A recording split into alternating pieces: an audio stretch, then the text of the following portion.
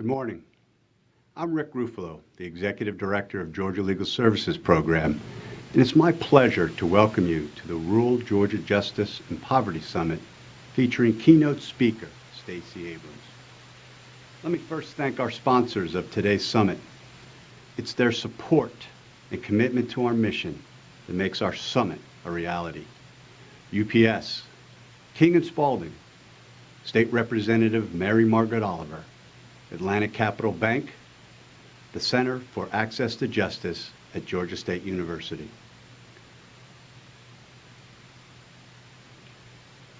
At Georgia Legal Services, we meet the civil legal needs by providing access to justice and opportunities out of poverty. With a team of 180 lawyers, advocates, and legal professionals working in 11 offices around the state, we serve our clients' needs in 154 out of the 159 counties in Georgia, and we've been representing Georgians since 1971. As part of GLSP's 50th anniversary celebration, today's summit will highlight the critical legal assistance we provide to ensure health, safety, and financial stability to those living in poverty.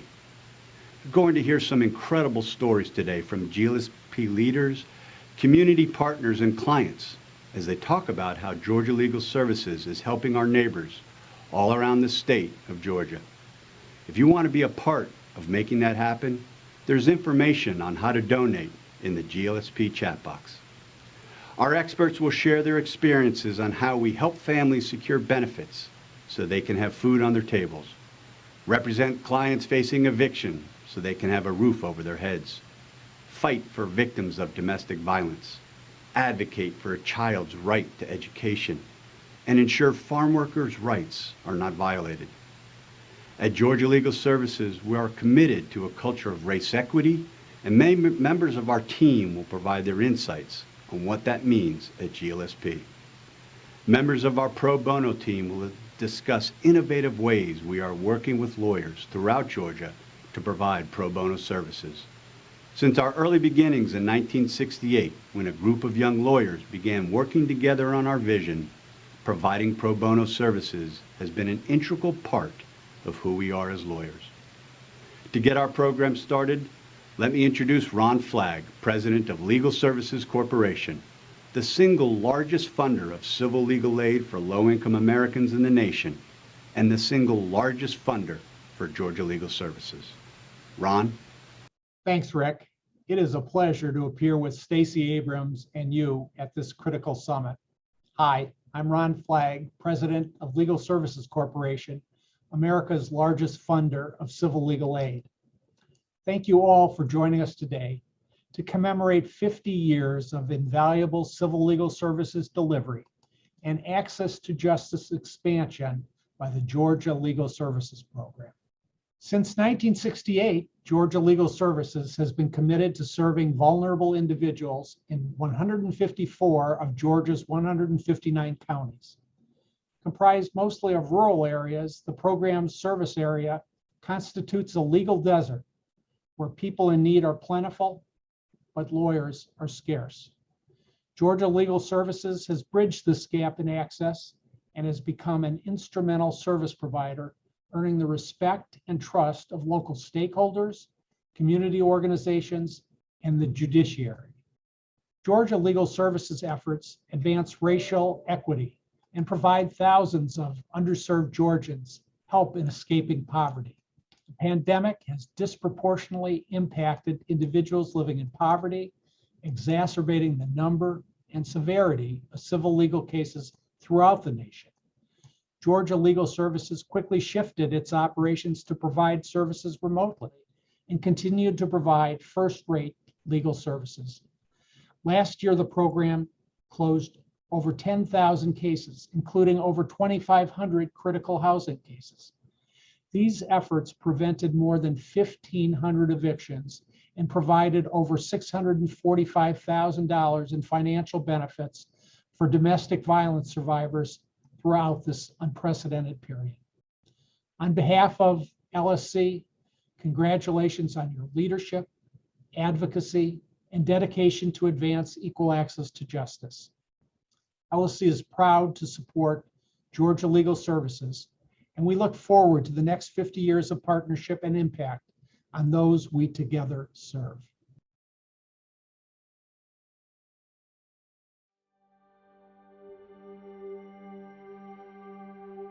Georgia Legal Services Program's mission is to provide civil legal services to low-income individuals, creating equal access to justice and opportunities out of poverty. Georgia Legal Services provides civil legal services to clients in 154 out of 159 counties throughout Georgia. Georgia Legal Services Program provides hope, and we also provide help. Georgia Legal Services is a nonprofit public interest law firm. Georgia Legal Services was founded in 1971 by a group of young lawyers who were members of the State Bar of Georgia. They started Georgia Legal Services when they recognized there was a gap in civil legal services to those who needed it in rural parts of Georgia. We handle cases in 5 areas of law that we call priorities. So those are income maintenance, education, health, housing, and family stability and safety. It really is about helping people meet basic human needs.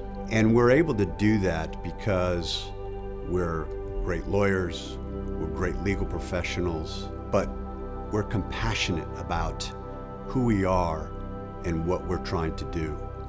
And the way we do that is we're problem solvers. We take sometimes very complex legal issues and help people work through that so that we can provide the civil legal services that they need. My attorney assisted me so that I would not have to pay fees that I felt like I did not owe anyway. This is the first time that an attorney actually represented me, because I've gotten advice from them, but this is the first time that an attorney actually represented me. We spend time creating information, providing information to the community so that people can have a better sense of what their legal rights and responsibilities are. Because that's what's important. It's not that lawyers tell clients what to do. It's that we as lawyers are trying to enable them to be able to win in whatever way they think is appropriate. We look at, the individual representation that we do, and then we also look at the fact that we're able to provide community workshops that educate clients on their individual rights so that even if we cannot represent them, they will have the basic knowledge that they need to possibly represent themselves. Being an old civil rights advocate, I am able to see where all communities need to benefit. All communities need to be free to go forward. When people are helped, there's a light that goes on the inside and the outside that people then see that, someone cares. I mean, it is good to know that there is attorneys out here that can help us if we don't have the money to hire an attorney. So that's always good to know. This country was built and based upon justice. Georgia Legal Services Program is a justice organization. So when folks support Georgia Legal Services Program, they're supporting justice, supporting low income and the less fortunate, making this state, making this country a better place. As lawyers, we have a moral and ethical obligation to contribute to our communities. In your practices, you provide access to justice to your clients every day.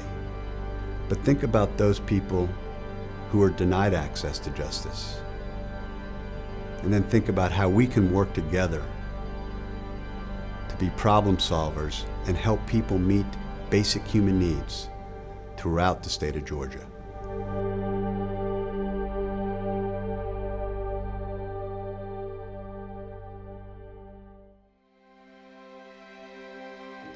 My name is Ellie Galuli. Been here around 3 years now.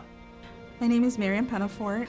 I have been here, or will be here, for 3 years tomorrow. My name is Kenneth Jones, and I've been in this position for 18 years. My name is Tina Battle. I have been with Georgia Legal Services for 20 years. My name is Laura Shiver, and I've been with Legal Services since 1998, which is 22 and a half years ago. My name is Tamika Daniel, and I have been with the program since 2002. My name is Robert Bush. I've been with Georgia Legal Services since 1992. My name is Bill Broker. I began with Georgia Legal Services in 1978. My name is Sherry McKenzie. I've been with Georgia Legal Services for 43 years. What made me decide to joined Georgia Legal Services was because I knew it represented people who could not afford an attorney. And I knew that there was a great need for attorneys among low-income persons. I fell in love as soon as I got here, recognizing that Georgia Legal Services was the place where I could actually make a difference and help people have a voice who didn't already have a voice. To be able to be paid and encouraged and supported in making legal services available to low-income people is as fulfilling as a job can possibly be. It's fun to work collaboratively with other attorneys doing the good work for the people of Georgia. It's almost like it's what I was born to do. If there's somebody that needs help, I want to be the one to help, or to at least help them find a resource to help. It's just nice to see people get the stability they need in the short term so that they can sort of lift their heads and think about their own objectives for the future. I feel like I've been able to do work that contributes to my community and help establish an organization, a law firm that is respected in the community and valued for the ideals and the principles that it represents and implements. In the 18 years that I've been with Georgia Legal Services, I've seen the focus change formally to include helping people get out of poverty. Whereas before we did that, but that was not a formal part of our mission statement, although most of our work helps people get out of poverty. But now we have a stronger emphasis on taking on cases and doing things that will actually give people opportunities out of poverty. When my board member friend told me about persons in rural Georgia who didn't have access to justice, and just some of the horror stories that he told me, having been exposed to when he was on the board of Georgia Legal Services program, I knew it was something that I wanted to do. I'd worked at Family and Children's Services for years before I went to law school, so to me it was a natural extension of helping people who did not have a voice, people who were marginalized, people who needed access to so many different services, and just access to the courts made me interested. I think that Georgia Legal Services has impacted the state by handling cases, same cases that they were handling 40 years ago when I was here. So they're still doing that same mission, handling cases for low-income individuals. And I think it would be ongoing 50 years from now. I think it has made a great impact on the state of Georgia.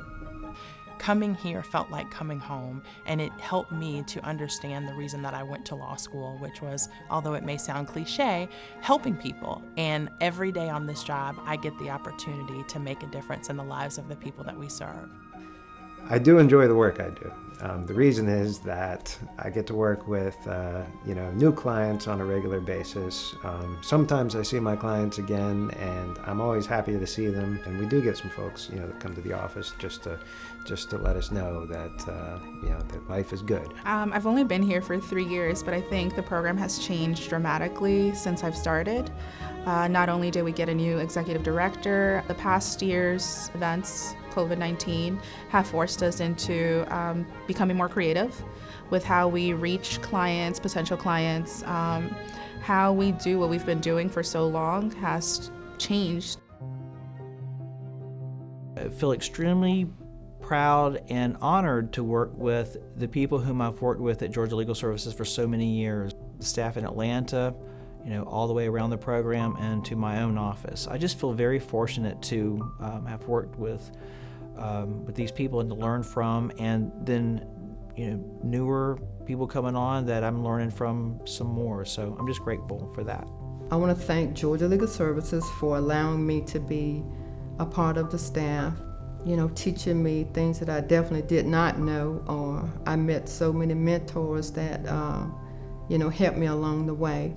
And I know there have been many in the program within the office, other offices that has really helped me along the way.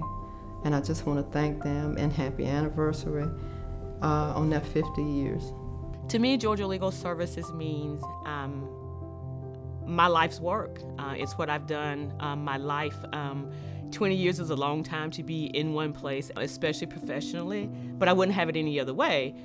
And so being afforded the opportunity to work at Georgia Legal Services, to do what I love, to help people, has just been a great honor for me, and I'm glad to do it.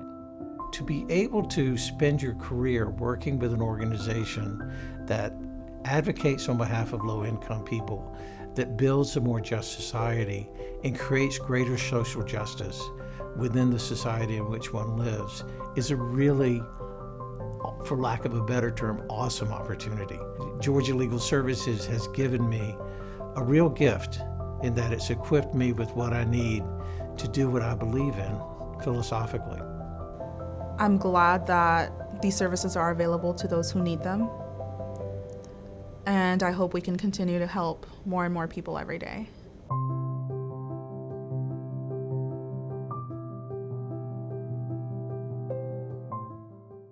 Morning. My name is Adrienne Freeman. I am a senior staff attorney in the Athens and Gainesville regional offices of the Georgia Legal Services program. This morning, we are starting with a look at how Georgia Legal Services has handled public benefits cases in the past and where we hope to go in the future. I'm going to discuss 3 public benefits programs that Georgia Legal Services handles. The first program is the Supplemental Nutrition Assistance Program, also known as SNAP or food stamps.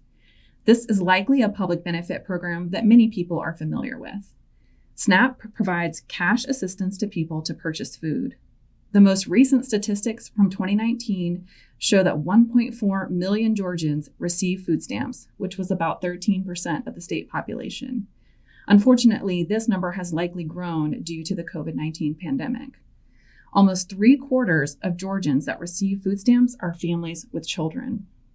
Almost 1/3 of SNAP recipients are either elderly or disabled. The food stamps that these individuals and families receive each month bridge the gap in their income and expenses, allowing them to purchase food each month.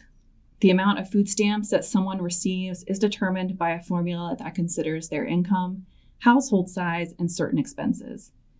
The average monthly benefit in 2019 was approximately $132, which averages out to just $1.32 per meal. As part of our efforts to provide a pathway out of poverty for Georgians, we work to ensure that our clients receive the benefits for which they are eligible. Here's an example of how we have advocated for Georgians in the past. When the Department of Family and Children's Services offered a standard deduction for elderly and disabled recipients for their medical expenses that would result in increased monthly benefits, Georgia Legal Services worked closely with community partners to get the word out, and we created a form for food stamp recipients to submit that would document their medical expenses for caseworkers. We continue to represent clients in administrative hearings to challenge incorrect terminations or reductions in benefits, and we also assist disabled clients in asking for reasonable accommodations from the Department of Family and Children's Services under the Americans with Disabilities Act. For example, recipients may request assistance in verifying their expenses and their income if they are homebound due to their disability. Another benefit available for Georgians is called Temporary Assistance for Needy Families, which is more commonly referred to as welfare. The TANF program provides cash to recipients, which they can use to purchase items not otherwise covered by food stamps, expenses such as rent, diapers, medication, and childcare. TANF is available to low-income families with children under age 18. The income limits for this program are quite low. As a result, not many Georgians participate in this program. In 2020, only about 16,000 people in Georgia received TANF, which is only 5% of the population in our state that lives in poverty. As part of receiving TANF, adult recipients must engage in a work activity unless they meet a very limited set of exceptions. If someone is receiving TANF, they should also have access to other cash benefits to secure transportation, childcare, or things they may need for work like uniforms or tools. This benefit can be invaluable for Georgians living in poverty to cover their expenses and transition to work. Georgia Legal Services has a history of assisting clients in accessing this cash assistance, especially domestic violence victims who may have no income or work history after years of abuse. TANF can provide a way for them to re-enter the workforce. Finally, Supplemental Security Income, or SSI, is a federal income supplement for aged, blind, and disabled individuals that provides cash assistance. Individuals are eligible for SSI include disabled children and adults that are disabled but have not worked long enough to receive regular Social Security disability. According to the most recent statistics, the Social Security Administration reported that 259,199 Georgians receive SSI. In order to receive SSI, individuals must be both disabled and meet strict financial eligibility rules. These rules are quite complex, even for attorneys, and many recipients find themselves running afoul of the rules, creating overpayments and risking not only their loss of income, but also Medicaid insurance benefits. Unfortunately for SSI recipients, it is difficult to hire private attorneys to take these cases because there is no back pay award that can be used to cover attorneys' fees. Georgia Legal Services program in the past has worked hard to represent children facing termination of their SSI benefits and worked to assist clients who have received an overpayment, oftentimes in error. By assisting clients with these safety net programs in the past, we have helped clients avoid disruptions in income and obtain benefits that they need to survive. Now that GLSP is 50 years old, we are looking to how we can advance our advocacy on behalf of clients in public benefits cases. Hey, Nicole, thanks for meeting up with me today. I had heard that you were having some similar experiences in your office dealing with clients with public benefits issues, and I'm really glad we got a chance to chat about it.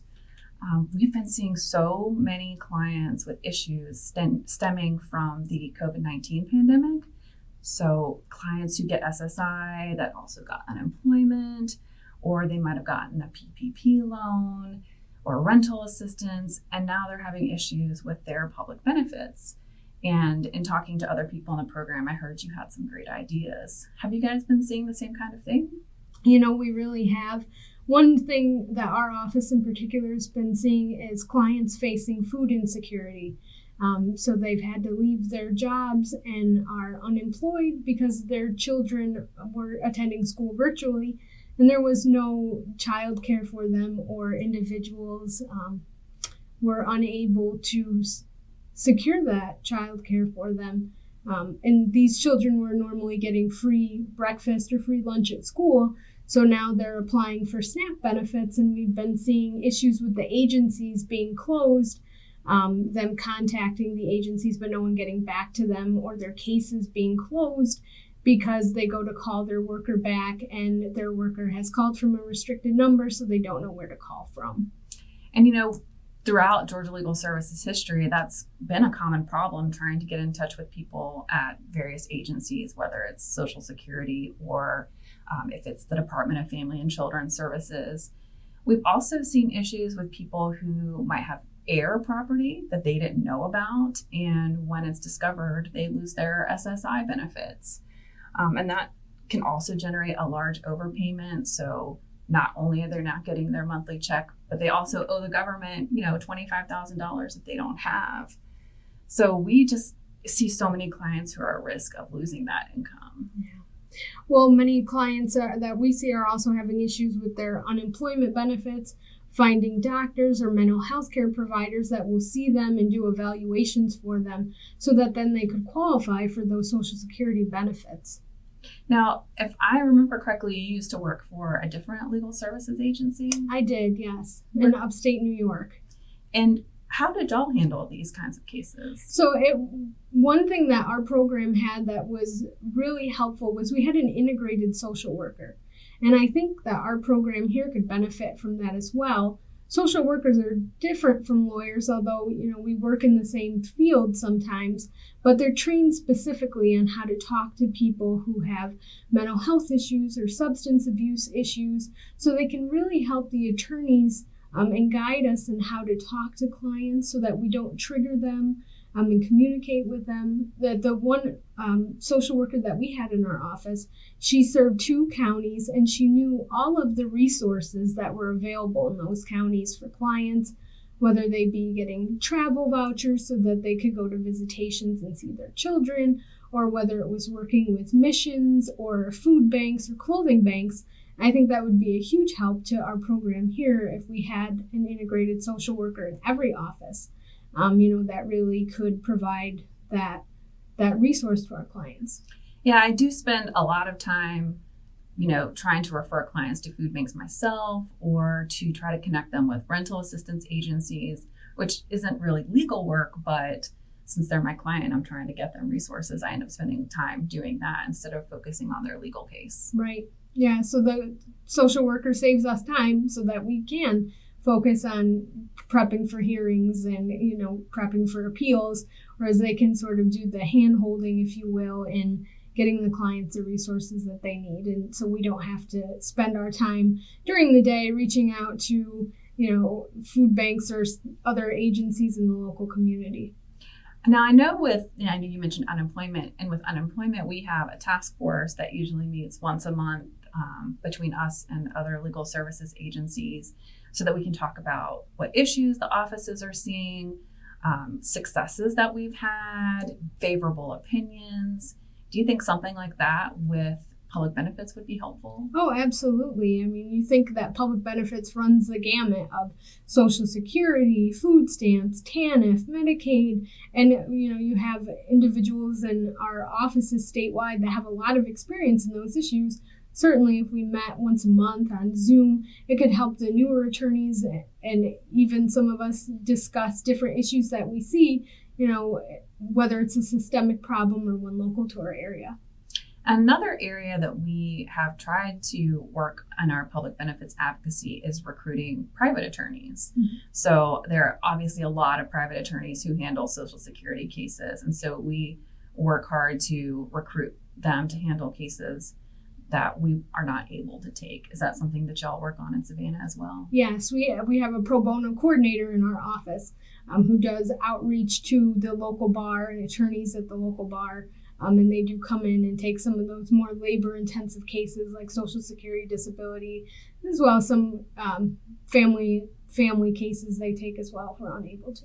Nicole, thanks for meeting with me today.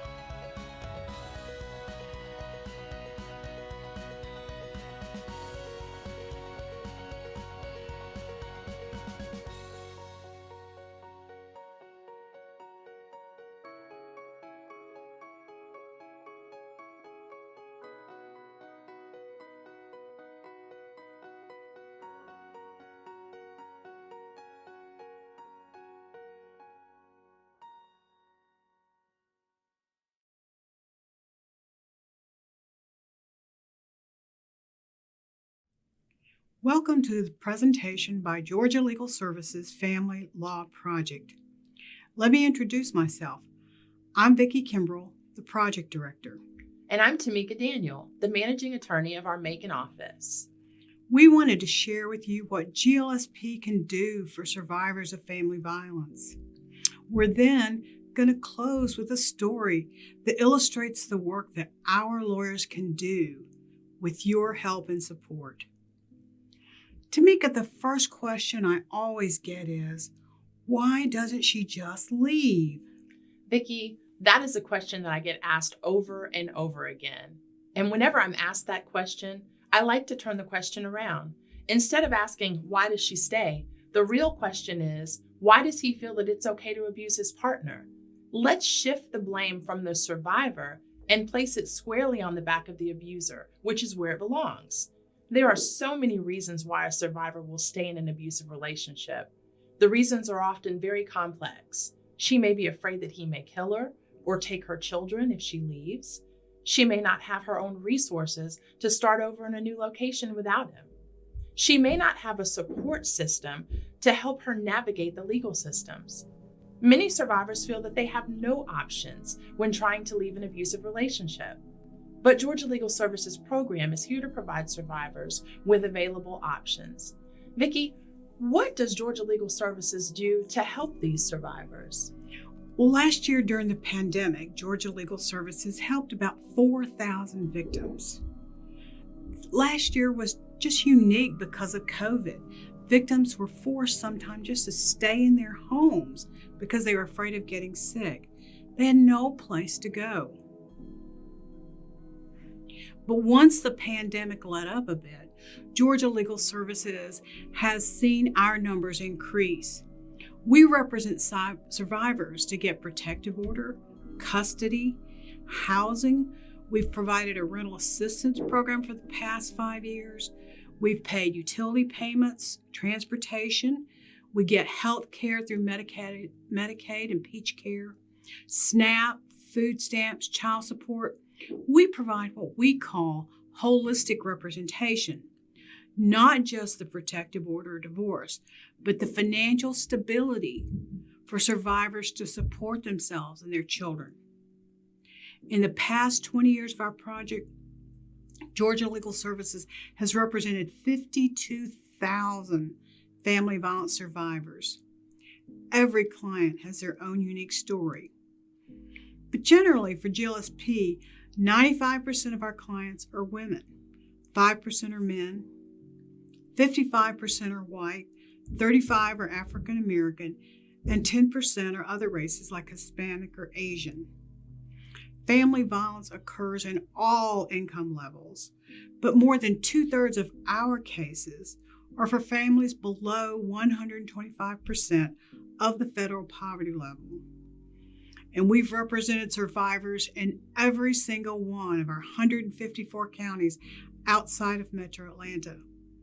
From the cities to the smallest towns in rural Georgia, we can provide legal representation. We also help with financial stability so that survivors have the ability to become independent and not have to go back to their batterers. In the past 25 years of our project, we've secured over $50 million for our clients in child support, housing, medical care, child care, so that victims can escape violence and start their new lives. Now, Tamika, this is how we help victims. Is there anything that we can do to prevent domestic violence? In 2012, we created the Teen Dating Violence Project. Now, the catalyst behind that project was a conversation that I had with an 11-year-old girl who shared with me that her 17-year-old boyfriend had been physically abusive towards her, and she didn't know what to do, had no idea where to turn. And you can imagine I was shocked and outraged by her story and knew that we had to do something to help other young people in her shoes. Through the Teen Dating Violence Prevention Project, we've been able to reach thousands of youth by defining dating violence and sharing with them the warning signs that they should watch out for. Additionally, we're able to educate them about resources in their community that can be used to help them stay safe. We've conducted presentations statewide at middle, high schools, and even colleges. Our goal is to reach young people and arm them with the information in hopes that we will prevent them from becoming a victim in the future. Now, Vicki, how can everybody that's watching us here today help a family violence survivor? Well, the first thing is to help us get the word out, to be that neighbor or that friend who gives the Georgia Legal Services number out. People can reach us at 833-457-7529 or www.glsp.org. They can also call the Family Violence 24-hour shelter number, and that is at 800-334-2936. You know, some people say that a protective order is just a piece of paper, but studies show that a lawyer is the most important support that a victim can have. Shelters, law enforcement, counseling, all of those pieces are important. But 75% of the time after a protective order, the violence is stopped or substantially reduced. You know, that's a pretty good success rate. Having a lawyer can mean the difference between stopping DV or staying in a violent home for victims and their children. And know about the financial supports like rental assistance or Medicaid, or at least know enough to send them to Georgia Legal Services. Most importantly, the thing that a victim needs more than anything, when a victim tells you her story, listen and believe. Now here's Grace's story.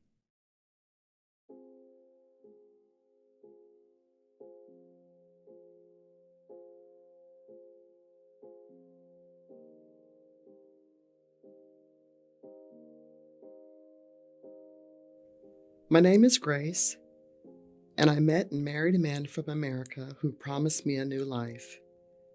He brought me to a small town in rural South Georgia where we lived far out in the country with no neighbors, no friends, and no family. Soon after we arrived in America, my husband began to abuse me. He even beat me while I was pregnant. My husband told me I could not leave him because he owned me. I had no money, I had nowhere to go, and I had no job. He told me that if I left, he would take my little girl and I would never see her again. He said that if I left, he would call immigration and have me deported. Then the worst part began. My husband stopped bringing home food or paying the bills, and he said that I would have to start having sex with other men to earn money. My husband put my picture online and started making dates to prostitute me out to other men for money. I had nowhere to turn. Should I stay where I was, or should I strike out into the unknown? One day when my husband was gone, I took my daughter and we walked to the nearest neighbor's house, and I asked for help. And my neighbor took me to a local family violence shelter. I escaped, but it was a small town and I knew he would find me. The shelter told me how to contact Georgia Legal Services program. But did you know that often you can only stay in a battered woman's shelter for 30 days? They have so many women and children who need help with a place to stay. I applied for housing, but the waiting list was more than a year long. Georgia Legal Services helped me get Medicaid and food stamps to feed us. They also helped me apply for victims' compensation. That included counseling and help with medical bills. Georgia Legal Services also connected me with a prosecutor's office. But my biggest problem was that my immigration visa had expired, and my husband refused to sign for me because he wanted me to get deported. If I didn't have a worker's permit, I could never get a job to support myself or my child. I would have to consider dropping the charges and going back to my husband. My husband was out of jail and he was hunting me. The shelter moved us to another small rural Georgia town. My husband always told me that as long as we were married, I belonged to him. My Georgia Legal Services lawyer helped me get a temporary protective order that gave me the most important thing in my life, and that was custody of my child. The day of my hearing was one of the hardest days of my life. Could you stand in a room in front of strangers and tell your deepest, darkest secrets? I had to tell the judge about the beatings, the threats, the rapes, and being sold for sex. So when the judge gave me custody of my child and my freedom from this man, I cried. I got a job and a car and an apartment. My little girl and I struggle with memories, but at last we have a chance at a new life. Thank you, Georgia Legal Services Program. Thank you to your lawyers, staff, and supporters. We're free.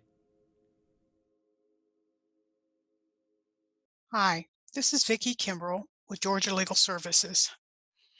I'm going to talk to you today about Georgia Legal Services family violence projects. So the first question is, what is family violence?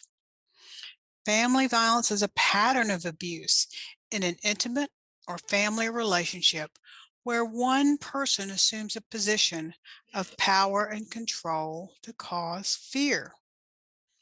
Family violence takes many forms. It can be physical, sexual, psychological, emotional, economic, or legal abuse. Georgia Legal Services tries a two-pronged approach to family violence. First, we try to look at the systemic change. What can we do to change the environment in our communities? And secondly, we represent survivors in civil legal services cases across Georgia. To end systemic change and to make sure that we end domestic violence, we have to combat gender bias. We have to end racial inequity, and we have to create economic justice across our state. So what happened to family violence survivors during this last year? In 2020, during the COVID pandemic, calls to family violence and sexual assault centers increased by 46%. In Georgia, from October 2019 to September 2020, more than 95,000 victims of family violence and sexual assault called hotlines for help. So what kind of civil legal services can Georgia Legal Services provide? We represent clients in protective orders, in family violence orders, in stalking orders, and dating violence cases. We access health care for trauma-informed counseling. We provide educational services to keep children in school after they've been exposed to family violence. We secure or protect housing for survivors. We also try to make sure that our clients have the best financial security possible to start independent lives. We provide access to Medicaid. We help people apply for and obtain Peach Care and Affordable Care Act services. There are prescription assistance programs that we try and access for clients. We provide SNAP access to food stamps whenever there's a barrier to getting these kinds of benefits. TANF is a small cash assistance payment for victims that we can help survivors obtain. We help people apply for victims' compensation, which can be up to $25,000 for medical bills, for counseling, for loss of support. Most recently, we've had lots of inquiries about the child tax credits, which have been going out to families with children. When clients and families need help accessing and getting those tax credits, we provide information and assistance. For the past 5 years, we've had a Survivors United rental assistance program where we can pay rent and utilities and moving costs and insurance costs for survivors. We also make child support services referrals to help victims collect the child support they're entitled to. Research shows the most effective way to end family violence in our communities is through a coordinated community response. This puts the responsibility for ending family violence on the community, not on the victim. A coordinated community response joins all the multidisciplinary community partners that are out there to provide interagency assistance for survivors. Under our Rural Department of Justice grant, we provide education, training, and outreach for law enforcement, courts, judges, lawyers, hospitals, advocates, employers, workforces, political leaders, and survivors on the best practices to keep communities safe from family violence. We need to make sure that all of our communities hear survivors' voices, that they have the data that they need to make responsible decisions, that every piece of the community is trained on how they should appropriately respond to family violence. Political leaders, courts, we all need to know what's been shown to be the most effective way to respond. Our Victim Legal Assistance Program makes sure that we are victim-centered. We don't require victims to go through in our different pigeonholes and make sure they fit our needs. We ask the survivor, what do you need? And when the survivor tells us, we're able to provide civil legal services. We can provide through our partners immigration representation in victim in VAWA cases, in U and T visa cases. We want to make sure that all of our services are provided in culturally specific ways. We have partners through RACSHA, through CPACs, through the Latin American Association, through the Deaf and Hard of Hearing services in Georgia that can appropriately respond to our clients. The criminal system is indispensable to holding batterers accountable, but we need to make sure that that system works for our clients. We have to make sure that they're economically self-sufficient and that their health care is accessible. We also need to make sure that victims understand that we are here and available for them. Last year, through our Victim Legal Assistance Network, we created a website that has all of this information and all of the information that a victim might need online and available to a client. We also have, through our VLAN program, 8 navigators. We can provide assistance to get through the barriers that victims can face when they're trying to access services. And our VLAN Rental Assistance Program, Survivors United, has provided rental cash for the past 5 years to victims so that they can stay in their homes once they've gotten safe. Now I'm going to talk to you about our Kinship Care Project. The Georgia Legal Services and Atlanta Legal Aid Kinship Care Project is a statewide project that provides civil legal services to kinship care families. Georgia Legal Services focuses on rural communities in Georgia. We have 154 counties outside Metro Atlanta. Atlanta Legal Aid serves the 5 metro counties.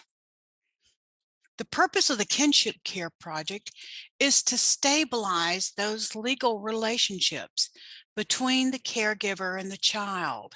This can include grandparents, brothers, sisters, aunts, or any other relative. But it can also include what we call fictive kin, and that can be friends or neighbors who are taking care of an unrelated child. The secondary goal of this project is to ensure financial security for these families. We can help apply for and get Social Security, Medicaid, grandparents raising grandchildren, or adoption assistance benefits. Let me tell you Dondi's story. After losing his father in 2013, 11-year-old Dondi lost his mother on his birthday in 2019. Mr. and Miss Jackson were Dondi's maternal grandparents, and they immediately assumed care of their grandson. At 71 and 63, Mr. and Miss Jackson were retired and did not expect to be raising another child.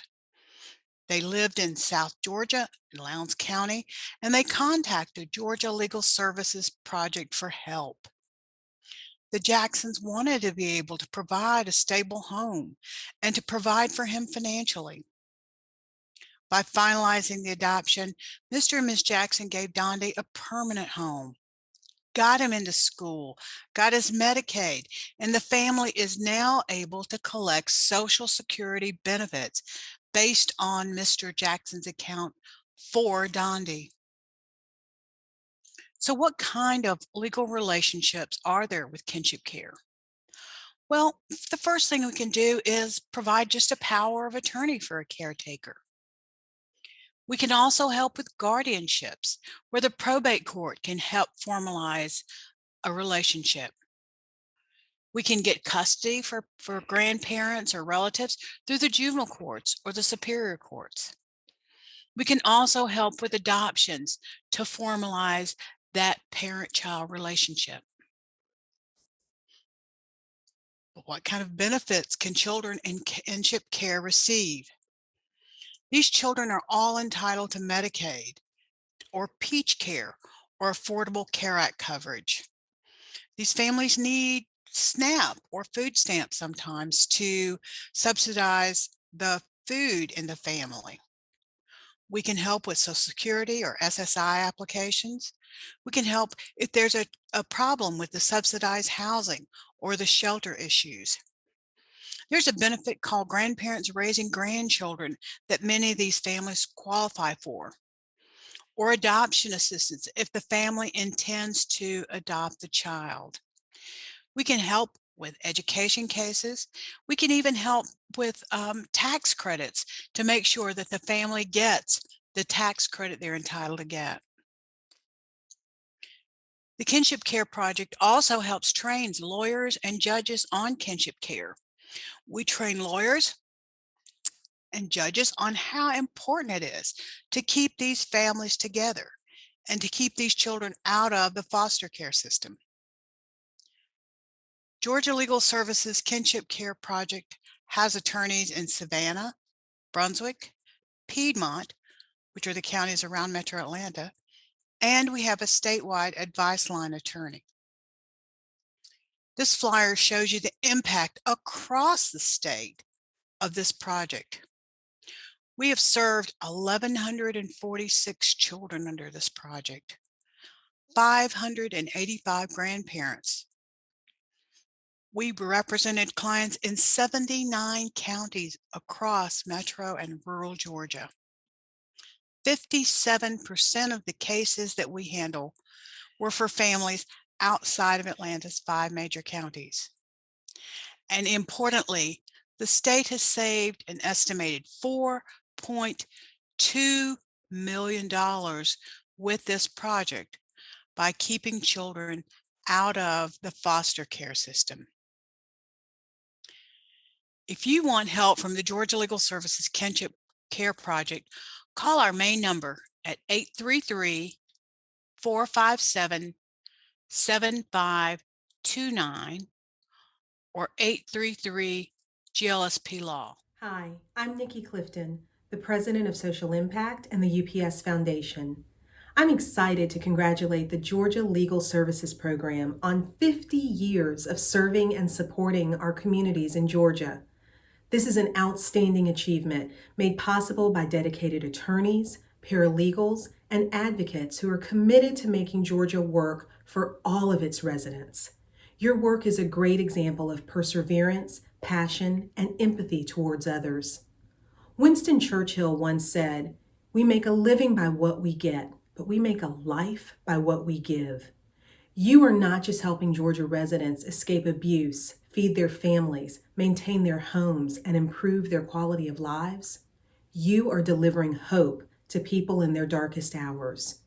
You are reminding people that they will not be overlooked because of their zip code or lack of resources. You are delivering what matters. Just like the GLSP, the UPS Foundation works to advance justice, equity, and build pathways to economic opportunities in underserved communities. Times may have changed since you began this journey in 1971, but your impact has truly stood the test of time, and it's still very necessary. I extend a heartfelt congratulations to my friend Rick Ruffalo for his leadership, dedication, and commitment. On behalf of UPS and the UPS Foundation, we wish the GLSP continued success today, tomorrow, and in the next 50 years. Thank you. Hi, I'm Damon Elmore, and as a past president of the board for the Georgia Legal Services Program and a friend, I am so excited about this summit and a fan of the work performed by the men and women in all of the offices around the state.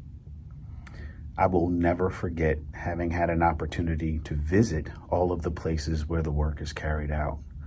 Places like Lowndes, Ware, and Whitfield counties, places like Darien, Sylvester, or Waynesboro.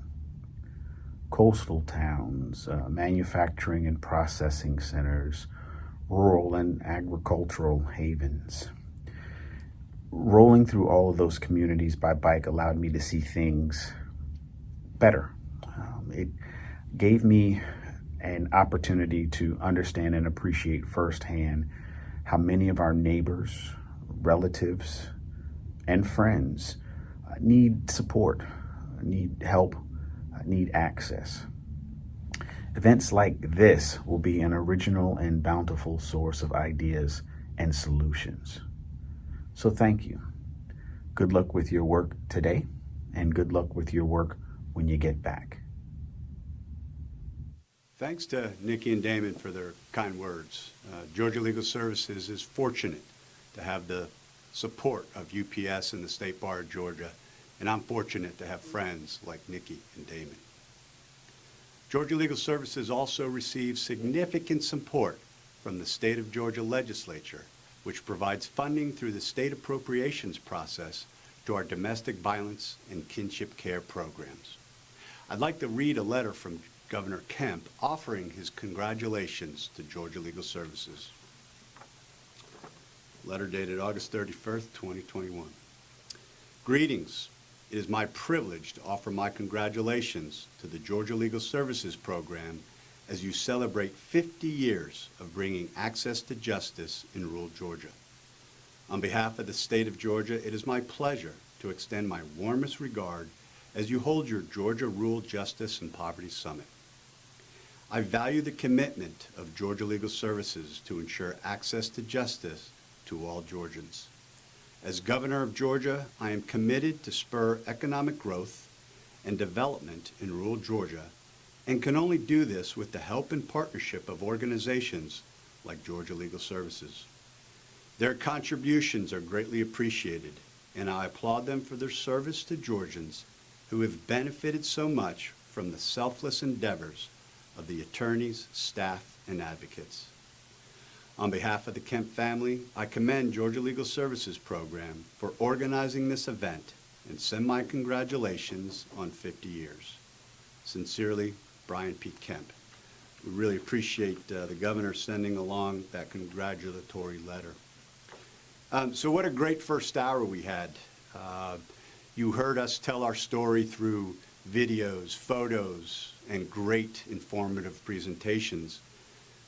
And when we tell our story, you know, we are the collective voice of our clients. But as Vicki Kimbrell told us, when our clients do tell their story, we need to listen and believe. And what better way to learn about the great services that we provide than to hear that impactful story by Grace. Next, we're going to hear from members of our Farm Workers' Right Division who advocate for farm workers on issues related to wages and working conditions.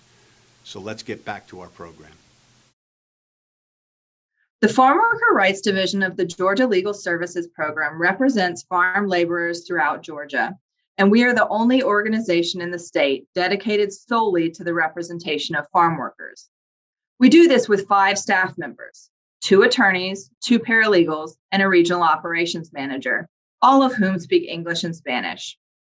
We can represent workers from different backgrounds, including U.S. citizens, legal permanent residents, foreign guest workers, and workers who are victims of human trafficking, regardless of their immigration status.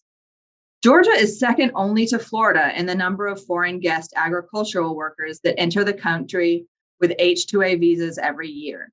In 2020, the U.S. Department of Labor approved 27,000 H-2A visas for workers to come to Georgia to perform temporary agricultural labor, and we're seeing a significant increase this year. What is the Farm Worker Rights Division currently working on? As a result of the huge influx of foreign guest workers coming to Georgia with H-2A visas, most of our current cases deal with helping these workers address violations of their employment rights. Most of these workers leave their families in Mexico or Central America because of scarce opportunities for work in their home communities. The chance to earn over $11 an hour, the current statutory minimum wage for workers with H-2A visas in Georgia, brings many of our guest workers to the U.S. as they seek economic opportunities for themselves and their families. When these workers are brought under false pretenses or are mistreated or underpaid while working in Georgia, we seek to vindicate their rights. Increasingly, we are seeing the violations escalate to reach the level of severe cases of human trafficking. Wait, farm workers are victims of human trafficking? Yes, many farm workers are victims of human trafficking. Human trafficking takes several forms. Sometimes it is sex trafficking, which is the kind of trafficking people are most familiar with, and sometimes it is labor trafficking. Sometimes it can be both. So someone explain labor trafficking to me. Worker exploitation becomes labor trafficking when an employer threatens or uses either force, fraud, or coercion to maintain control over the worker so that the worker believes there is no other choice but to continue working no matter how bad the conditions get, which is why labor trafficking is considered a form of modern-day slavery. In agriculture, trafficking often starts at recruitment, where employers lure in workers with false promises about the job. Employers will then charge the workers recruitment fees and travel expenses, putting many workers in debt and even more dependent on the job promised by the employer. Once they arrive in Georgia, workers may find the job was not what was promised, with the actual pay being lower or sometimes given no pay at all. And because the workers are often working and living in isolated areas, they are at the mercy of the employer. All of their immediate needs, housing, meals, transportation, access to healthcare, are controlled by their employer. It is common for the employer to then threaten to have workers deported or blacklisted from the H-2A program if they leave the job or complain about the conditions. The most common practice of trafficking in agriculture is document confiscation, such as taking a worker's passport to restrict their movement.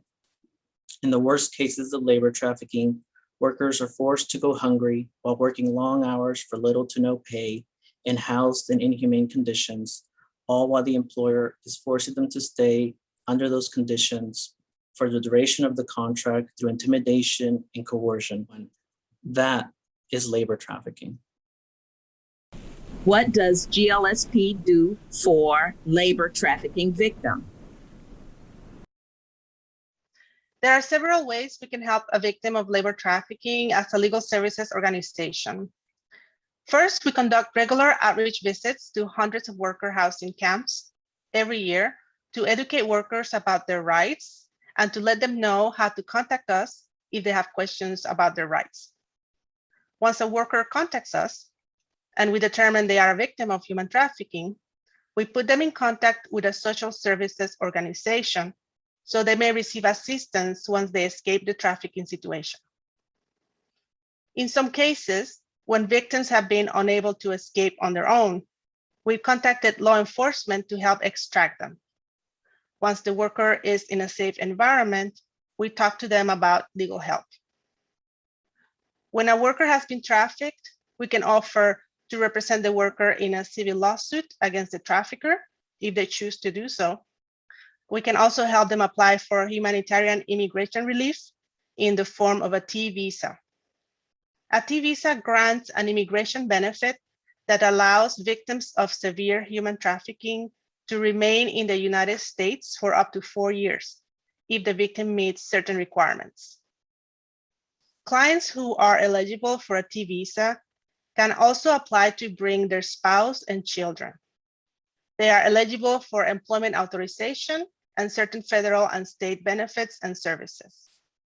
With a T visa, they may also be able to adjust their status and obtain a green card as a lawful permanent resident if they choose to do so before their T visa expires. So, what does all of this look like in real life?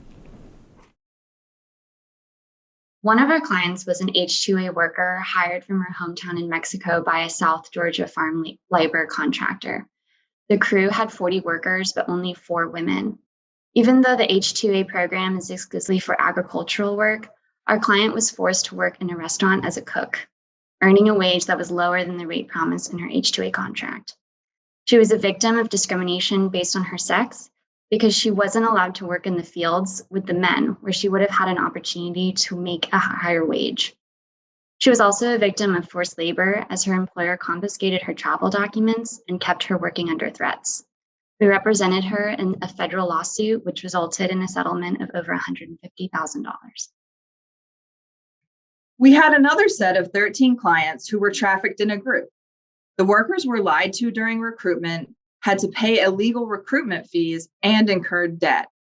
Once in Georgia, the employer engaged them in forced labor by confiscating their passports, housing them in inhumane living conditions, and not paying most of their wages. We represented these workers in their federal lawsuit against their trafficker. The defendant failed to respond or defend himself in court. Therefore, our clients were granted a default judgment. We still had to prove damages to the court, so we presented our case at a hearing before the U.S. District Court in Brunswick, Georgia. As a result, our clients were awarded over $278,000 in damages. In addition to the civil lawsuit, we also secured humanitarian immigration relief for our clients in the form of T visas. That sounds life-changing for those workers. And this is how we fulfill GLSP's mission of providing opportunities out of poverty for our clients. If you're interested in learning more or getting involved to help GLSP on this mission, contact us through our website at glsp.org.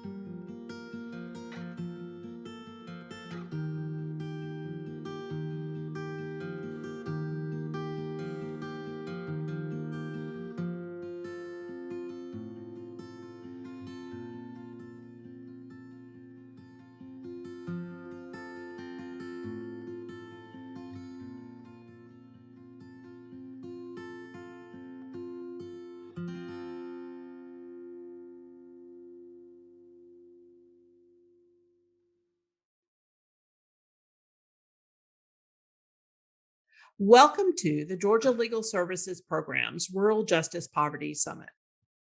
Thank you for this opportunity to talk about the important and impactful housing work we do each day.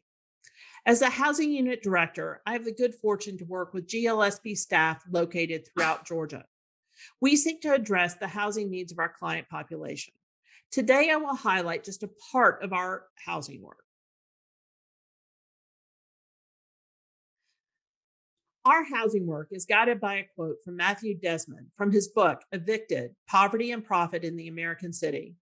The quote, "Eviction is a cause, not just a condition of poverty," motivates and guides our housing work. By working to prevent evictions, our attorneys and paralegals further GLSP's mission of creating equal access to justice and opportunities out of poverty. An eviction results in more than the loss of a family's home. A family that is evicted loses all or most of their personal property: clothes, furniture, electronics, all items that will be needed and replaced. Often, families lose important documents such as car titles, insurance policies, immunization records, birth and wedding certificates. Think of everything in your home being removed and placed haphazardly in your front yard, unprotected from the elements and vulnerable to third parties. That is what happens in an eviction. We once had a client who was wrongfully evicted, and while we were able to help him return to his home, he still had to see his neighbor use his grill and watch the neighborhood children ride his children's bikes. For children, the instability caused by eviction can result in worse outcomes in education, physical and mental health, and even their future earnings. Eviction disrupts children's routines and sense of security and often causes families to separate. It often results in children having to change schools, which can cause lower educational achievement even years after the eviction. A recent Fragile Family study found that 1 in 7 children living in U.S. cities have been evicted by the time they turn 15. For adults, an eviction can also result in the loss of employment due to the disruption caused by appearing in court to file an answer and later for the court hearing. And if the eviction is granted, by the need to quickly secure and move to new housing. Further, evictions are public documents. Having an eviction in your past makes it far more difficult for you to find new rental housing. Once evicted, a family will often relocate to less desirable housing, both in the terms of housing quality and neighborhood environment. Evictions negatively impact the local community as well. With evictions often clustered in lower income neighborhoods, the social connections between neighbors are frayed by high eviction rates. Evictions and the resulting homelessness imposes both direct and indirect costs on local communities in the form of emergency shelter expenses, inpatient and emergency medical expenses, foster care, and juvenile delinquency. The speed of eviction actions leaves little time for a tenant to resolve the non-payment and prepare to relocate. In Georgia, a landlord can demand the tenant vacate and file an eviction as soon as the rent is past due. Once served, the tenant has 7 days to file their answer. If an answer is not filed, the order for eviction, the writ of possession, can be issued and executed on the 8th day after service. If an answer is filed, the hearing is scheduled quickly. In Whitfield County, where I work, the court schedules the hearing while the tenant is in the office filing their answer. The hearing is often held the day after the answer is filed. If a tenant loses at their hearing, they have 7 days after the judgment is entered to appeal or be evicted. To remain in possession while the appeal is pending, the tenant must pay all past due rent the court found was owed and the monthly rent moving forward.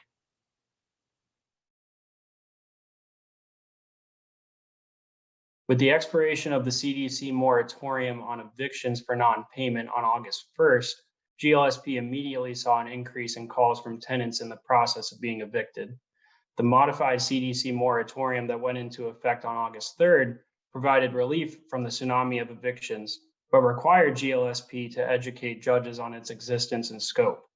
In August, it was estimated that 22% of Georgia renters, or roughly 340,000 households, were behind on their monthly rent payment and at risk of eviction.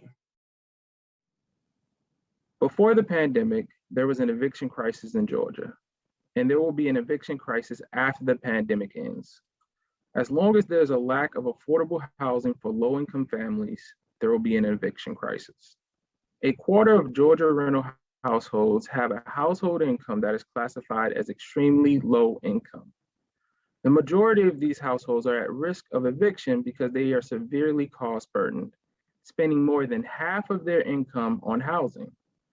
Severely cost burdened households are more likely than other renters to sacrifice other necessities like healthy food and healthcare to pay the rent, and to experience unstable housing and eviction. According to the National Low Income Housing Coalition, the fair market rent for a 2-bedroom apartment in Georgia is $1,010. To afford rent and utilities without paying more than 30% of the household income each month, a household must earn $3,366 monthly or $40,398 annually. Georgians who work a minimum wage job need to work 107 hours a week to afford a 2-bedroom rental home. To afford a 1-bedroom rental, they would need to work 92 hours per week at minimum wage. Prior to the pandemic, it was estimated that Georgia needed close to 200,000 new units of affordable housing to meet the need of the state's 340,000 renter households with extremely low incomes. Without these new housing units, GLSP's client population will continue to be at risk of eviction due to the high percentage of their income spent on housing.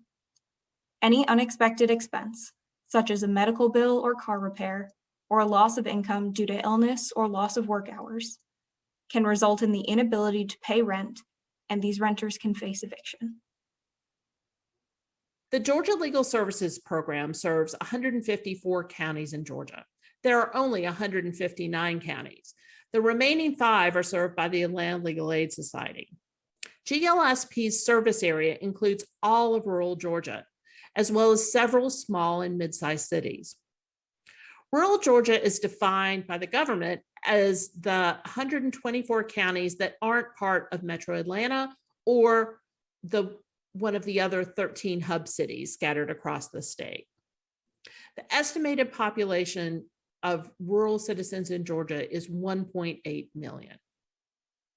Rural residents face unique challenges, including access to good jobs, transportation, healthcare, as well as housing that is either unaffordable or not in good condition for families to live in. Small manufacturing jobs have dried up in some areas. Across the state, modernization means fewer people are working at agriculture. According to a report from Georgia State University's Center for State and Local Finance, rural Georgia has the lowest job growth in the state relative to its population growth. Given the level of poverty in rural Georgia, it is not surprising that 33% of rural children live in poverty, compared to 21% of urban children. In Georgia, 1 in 3 rural children are growing up in poverty. Children that live in poverty are at a greater risk of eviction and long-term negative impacts on their education and physical and mental health. The legal services provided by GLSP are designed to meet the needs of our client population. While legal representation in court or when negotiating with an adverse party is essential, our limited resources prevent us from representing every tenant that seeks our assistance. Through our advice line, we provide legal advice and brief services, such as a call to the landlord or to the court, for those tenants we cannot represent or who only need legal advice. To meet our clients' needs, we recently added housing navigators to assist tenants applying for rental assistance through the Georgia Rental Assistance Program operated by the Department of Community Affairs. The housing navigators allow us to assist tenants in obtaining payment of past due arrearages and often future rent. Their work allows us to prevent evictions and further housing stability. GLSP is committed to educating our client population so they can make informed decisions. During the pandemic, we used technology and social media to provide tenants with information on the rapidly changing legal landscape. We held Zoom-based webinars on the CDC order, created videos explaining the judicial emergency's impact on evictions, participated in an AARP teletown hall on rental assistance, and participated in several Zoom-based events on general landlord-tenant topics.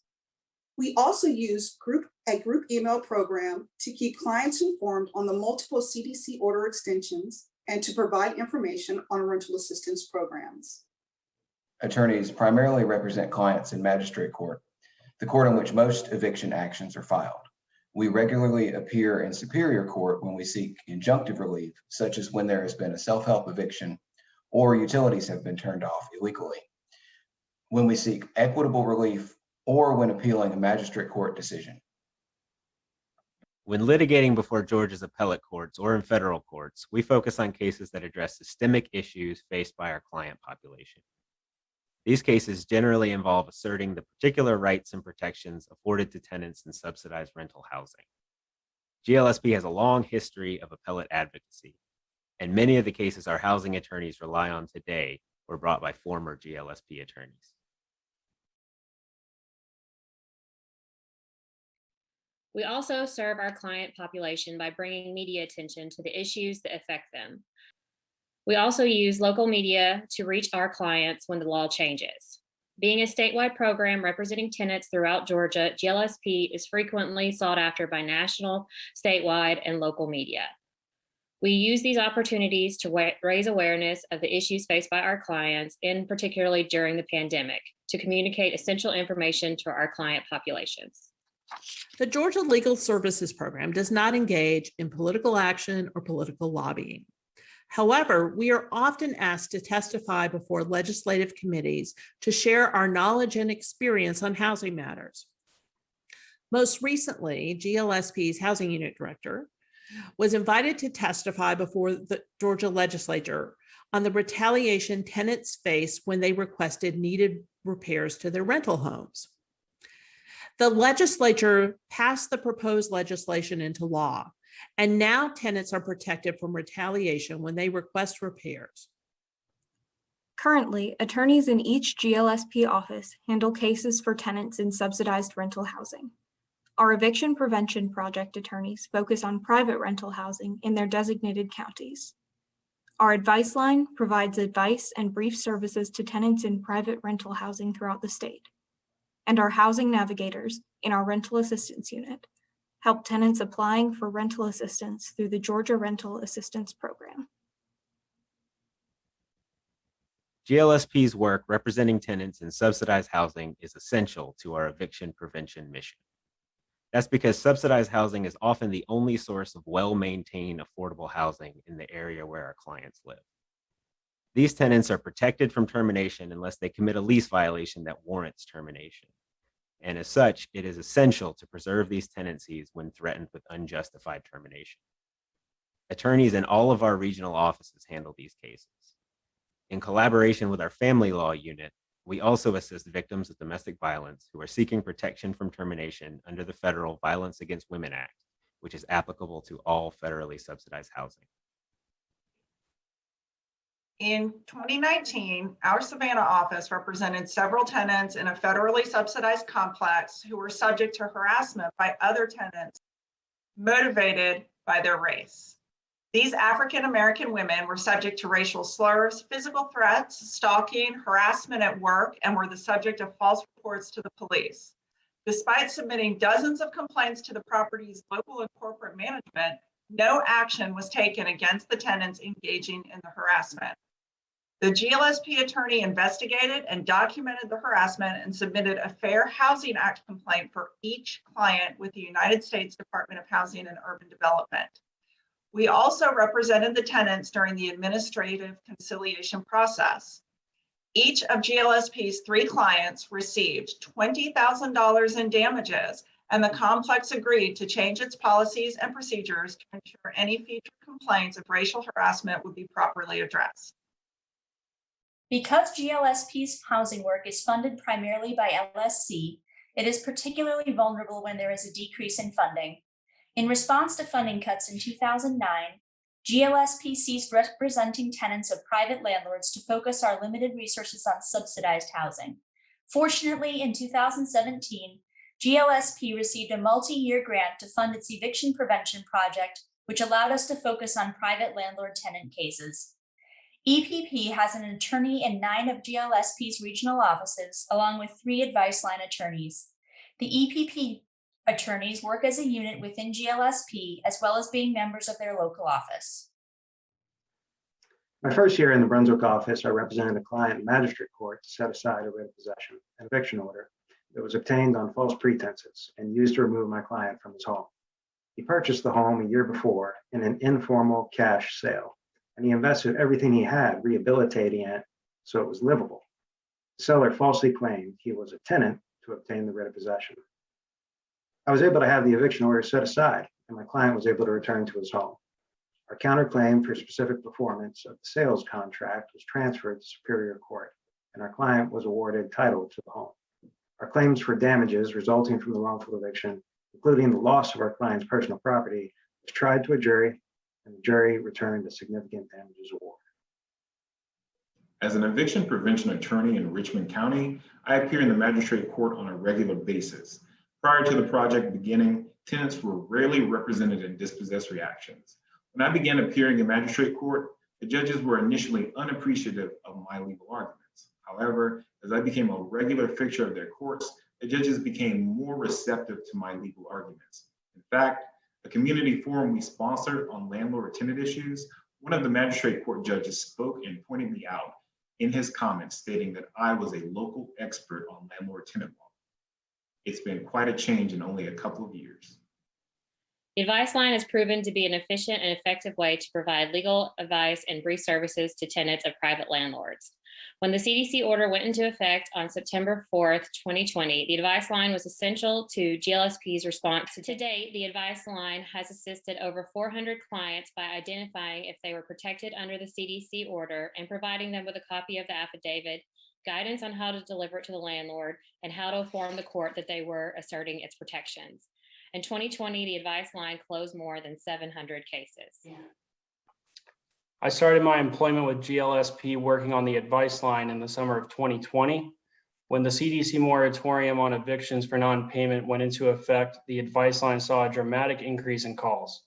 Initially, many of the calls were from tenants who had been to court, lost, and were waiting on law enforcement to execute the writ of possession and remove them from their homes.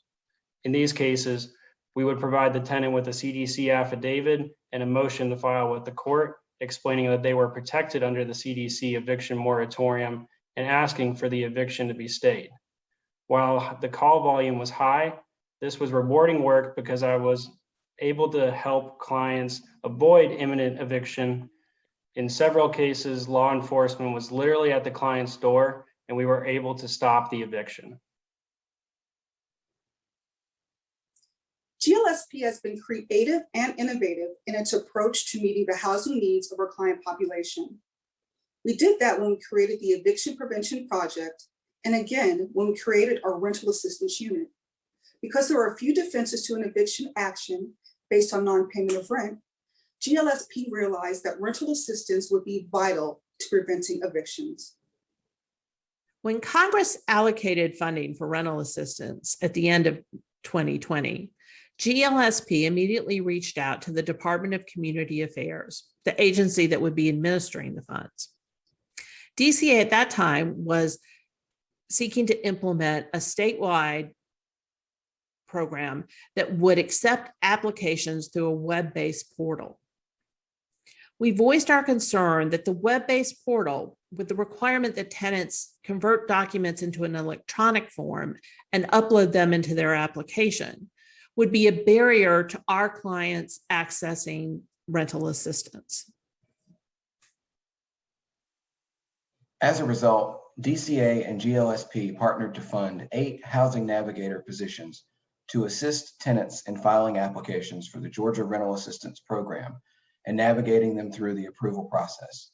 GLSP also received funding to provide legal assistance to these tenants to prevent their eviction while the rental assistance application was pending. These attorneys also ensure that once the rental assistance is received, it is properly credited to the tenant's account and that any pending legal actions are dismissed. The program began in March of 2021, and as of early August 2021, the Housing Navigators have assisted clients in accessing more than $750,000 in rental assistance. I speak for all of GLSP's Housing Navigators who, despite our high caseload, find our work remarkably rewarding. Every week we have clients receive rental assistance awards that pay their past due rent, preventing them from being evicted. Knowing that we help these tenants receive a fresh start, and in some cases, future rental assistance is very rewarding. Experiencing firsthand how complicated the application process can be, I know my clients would not have been able to complete the process without GLSP's assistance. I appreciate the opportunity to highlight just some of the housing work GLSP's dedicated staff of attorneys and paralegals engage in each day. We appreciate your support as we continue our work of preventing evictions and securing safe and stable housing for our clients.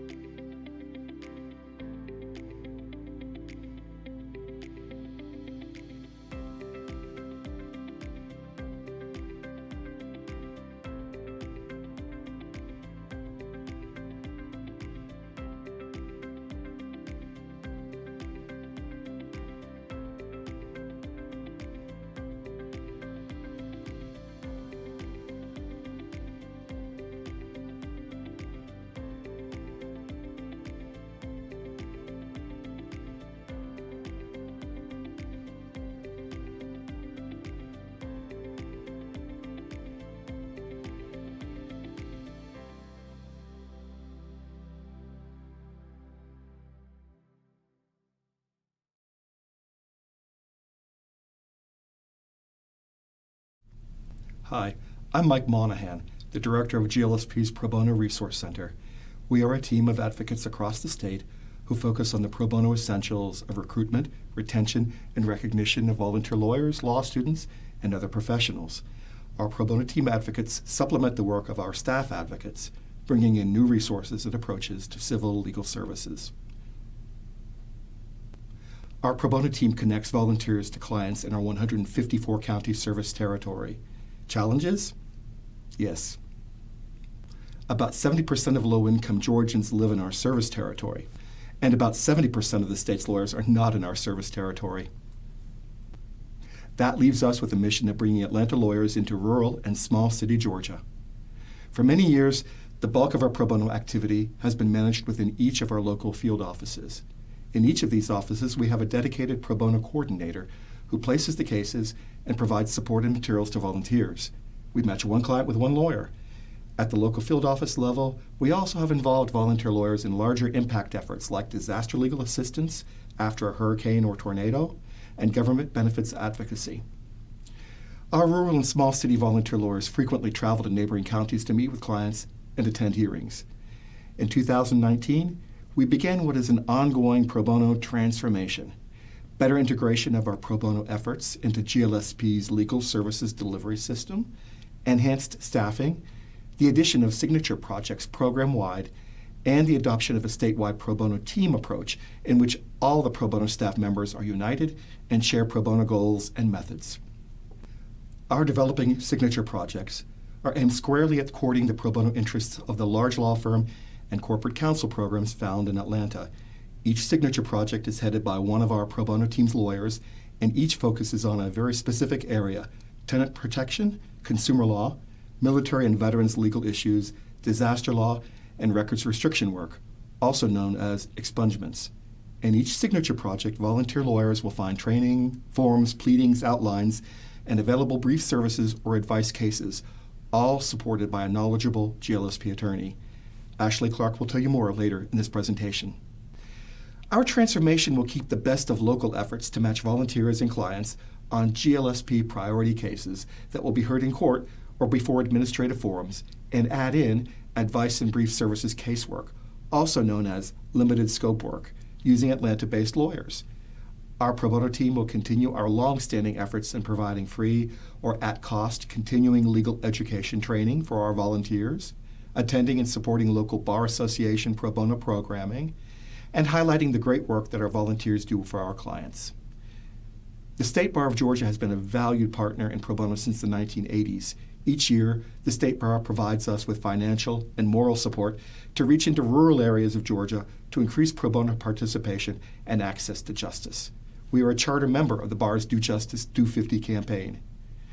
The Federal Legal Services Corporation, our major funder and partner in providing access to justice, has awarded us a special pro bono grant.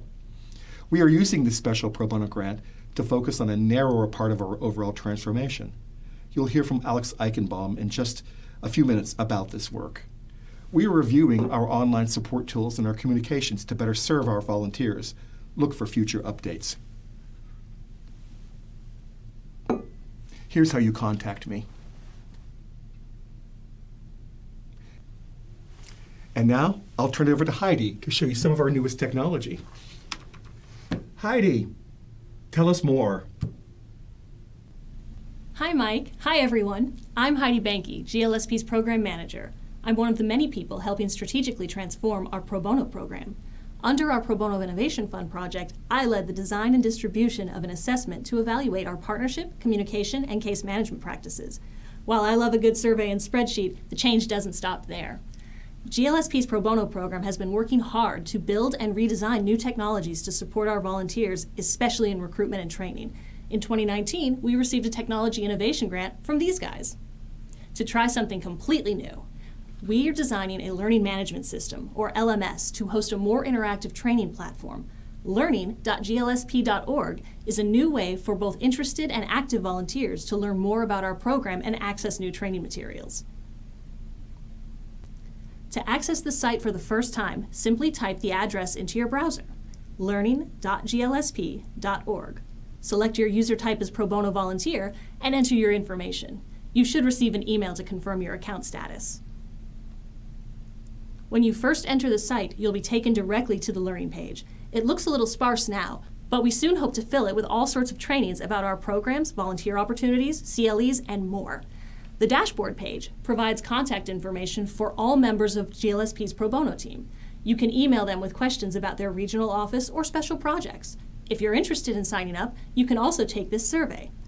One of our team will contact you and will work hard to get you helping with cases, clinics, and/or other projects across the state in no time. The reports page allows you to check the status of your course completion. It may take up to 24 hours to show the completion of recent work. Let's go back to the learning page.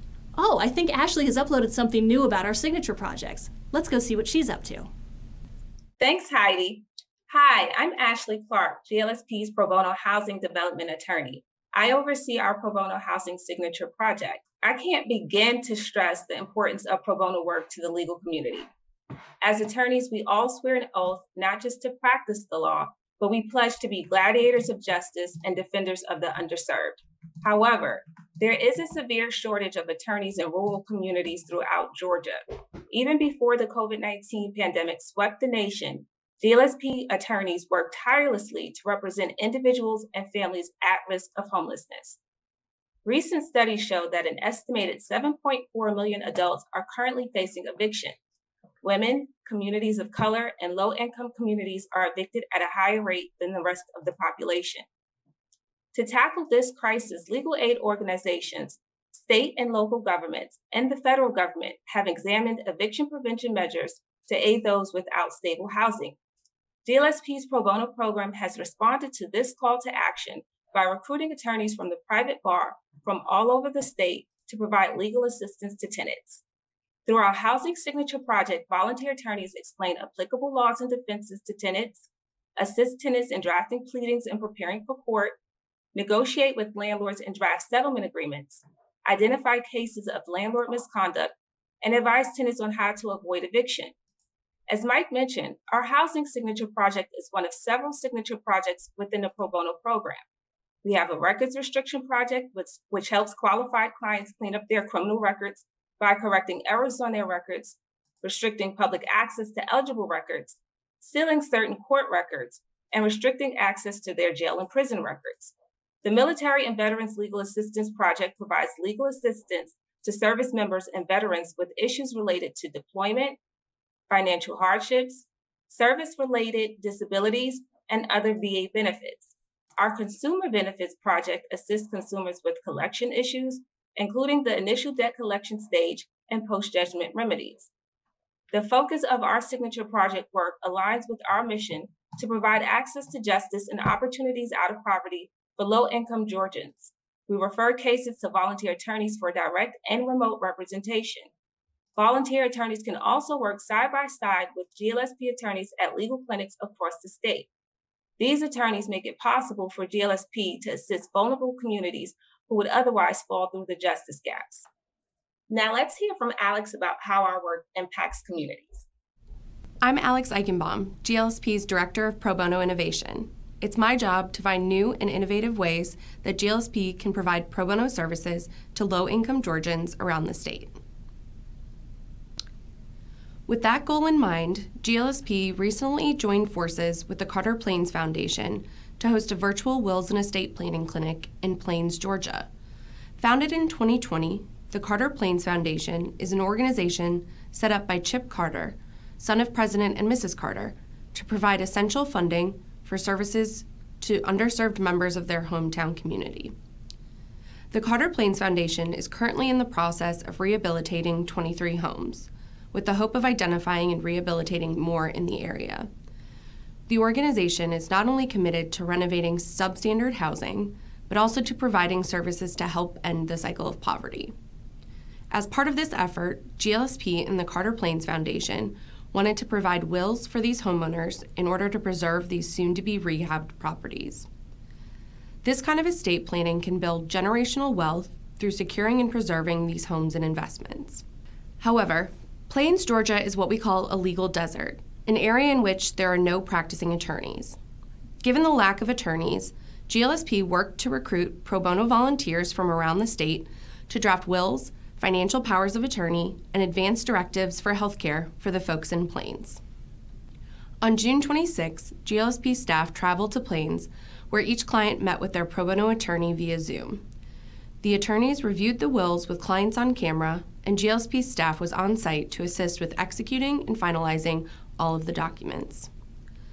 This model allowed for clients to meet and speak with attorneys based all over, from Cartersville, Atlanta, Springfield, Albany, and Macon, something they would have never had the opportunity to do before. For the volunteer attorneys, they were able to make a huge difference in the lives of these clients whose paths they never would have crossed. And the community in Plains is stronger for it. We hope you will join us in supporting GLSP in this important work we are doing throughout the state. Thanks, Heidi, Alex, and Ashley. Now that you've heard our story, it's time to start your story. I ask you to recommit as a volunteer or sign up with us if you haven't volunteered. Visit glsp.org, and thanks.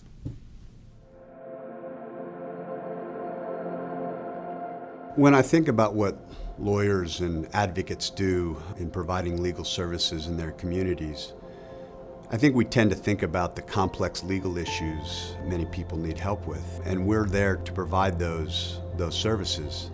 But it's more than that. In fact, it's fundamentally about helping people meet basic human needs. In my work with pro bono clients as a private attorney, I saw how much of an impact it made in their lives to have someone else looking out for them and to have someone taking on their problems, because a lot of our clients don't have that opportunity and don't have that support system. So offering that support and being able to connect our clients with someone who can navigate these issues for them, it's an incredibly gratifying feeling. And that's part of why I wanted to return to pro bono services. I've been doing pro bono for about 24 years now, and I learn something new every day. What I didn't expect was to work with the best lawyers in Georgia. We are very fortunate as a program to have so many great volunteers on a daily basis there to help us with our clients and their legal needs.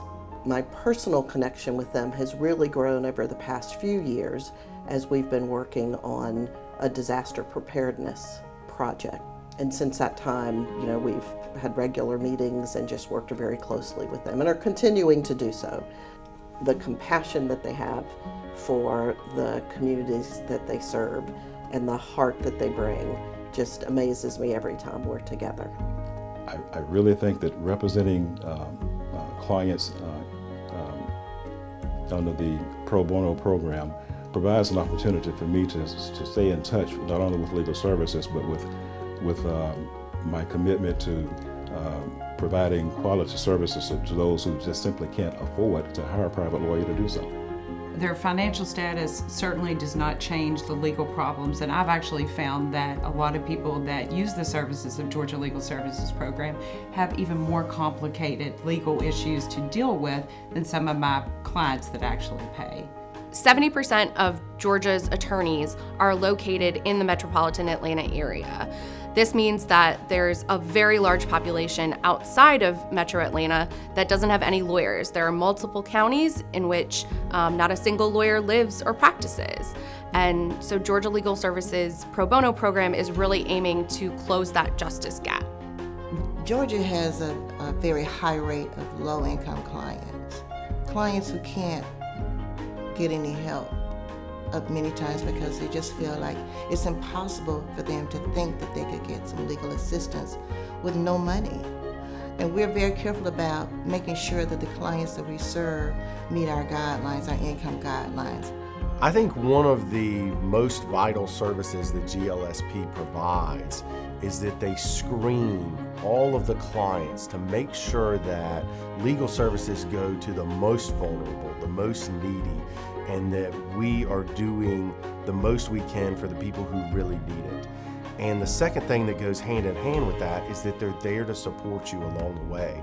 So if a new legal issue comes up that you are not familiar with, you can reach back out to them and get that assistance. So there are a lot of ways that people can get involved with the Pro Bono project. They can take a case for direct representation, whether that is drafting documents or going to court. They can do a clinic, which is a one-shot deal, come in for one day and do a whole clinic. You can do one of the call lines for landlord-tenant or for some of the other ones where you can give advice from your phone. The Pro Bono project also encourages law students to volunteer, undergraduate students, retired attorneys can volunteer. They can even volunteer right in here in our office here in Savannah. We do have an in-house volunteer who is retired from the public defender, and she is having a great time volunteering for us.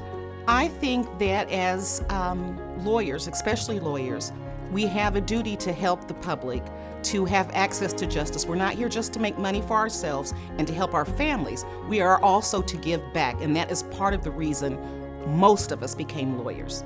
Volunteer lawyers are always entertaining. There's, apart from being engaging because they're engaged with the client and they really want to make a difference, they've got some interesting things to say about the work that they do. I'm thrilled at the opportunity every day to get out of bed and go to work, talk to people who want to do good things, always, and have a good time with it. Every day is just an adventure. And I love doing pro bono work, and I think if you join with us, a lot of that will rub off on you. So why should people support the GLSP Pro Bono project? Because we're awesome. That's the first thing. One of our pro bono attorneys, one of our best ones here at the office, who said, do it, to be nice, because it's the right thing to do. It's just a great program. It's an easy program to volunteer through, and volunteering makes you happy. I mean, that's the bottom line. It makes you happy. The doors to that courthouse have to be open for everyone. And we know that there are problems that can't be solved if all of us don't have equal access to justice. So it's fundamental that we invest in this, just as fundamental as it is to feed the hungry or, shelter orphans or other things that we have to do to make sure that our society works. We have to have a justice system that works for all Georgians, and that's exactly what GLSP does. Many of us have legal needs, but we're never denied access to justice. Our clients face injustice every day, and without our support, would be denied that access to justice. At Georgia Legal Services, we make it very easy for you to partner with us to provide pro bono services. Simply go to our website at glsp.org and click on the button to either volunteer or donate.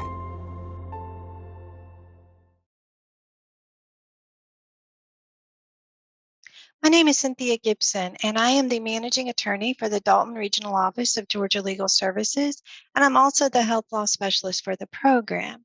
And I wanted to share with you today why healthcare is important, what the status of it is in Georgia, what we do, and how you could possibly help. So healthcare is important. In Georgia, the biggest program for our clients is Medicaid. That's the most important benefit program that's available to our clients. And healthcare is a poverty issue. Some people don't think of it as a poverty issue, but I look at it as if you're sick, you can't work. If you can't work, you can't support your family. If your children are sick, you can't work either. And many of our clients, when they get sick, they don't have access to health insurance. They don't have access to paid time off of work. So often what they choose to do is go to work sick, because what other option do they have?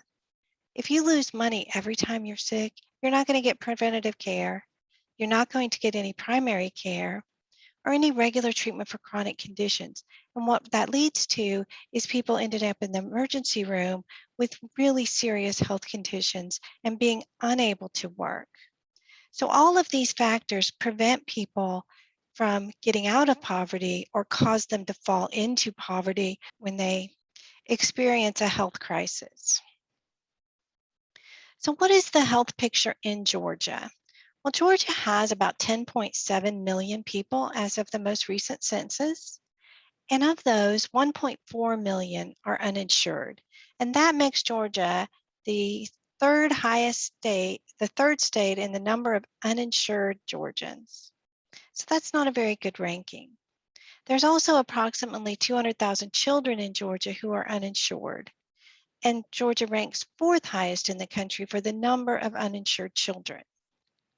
Overall, with all measures of health care, Georgia ranks 43rd out of the 50 states. And even with those poor rankings, Georgia does have over 2 million Georgians insured in Medicaid. So how do you get insurance if you don't qualify for Medicaid?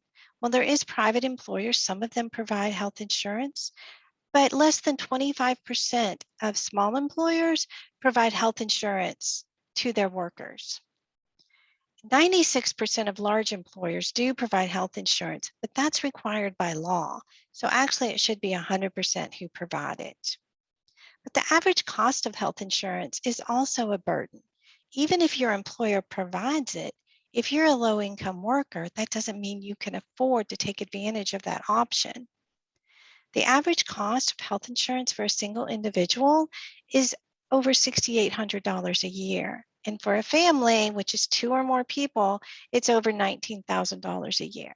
Now, employers subsidize this insurance, but the amount that the employee has to pay has been increasing every year. So now that you know a little bit about the health picture in Georgia, you may be wondering, okay, but why do you need a lawyer? And you need a lawyer because healthcare is complicated. The law is complicated. For example, with Medicaid, there are 33 different classes of assistance. That means there's 33 different categories that you could qualify for Medicaid in. Each of those has different requirements in order to be eligible. Medicaid is governed by federal law, and it's a federal law. It's a multi-volume book of federal regulations that spell out the requirements for the Medicaid program. Because it's governed by federal law, you have due process rights. You have appeal rights. If you're denied or your coverage is terminated, you have the right to notice, you have the right to a hearing, and you have the right to be represented at that hearing. And for children, they have even more rights. Children have the right to early and periodic screening, diagnostic, and treatment. And that's for children under the age of 21. And basically what that means is that Medicaid must cover all medical procedures, testing, all diagnostic testing, all treatment that children need to improve their health or to prevent their health from getting worse. Children should have easy access to specialists and to specialist care if they need it. But Georgia doesn't do very well in that area. We have a very low rate of referrals of children to specialists, and this can include things like mental health, behavioral health, of course, vision, dental, orthodontics. Things that are not covered for adults under Medicaid must be covered for children. And the next category that we represent are seniors and disabled people. For those groups of people, they qualify for Medicare, which is not the same as Medicaid, and many people confuse the two programs. But Medicare has Part A, Part B, Part C, and Part D. So there's another multi-volume set of books, rules, and laws that cover Medicare. And then for seniors, there is also, of course, long-term care, which could be home and community-based services. Georgia offers several waiver programs to help seniors stay in their homes, but they have to get eligible and get those services. And then a nursing home care, which is very expensive.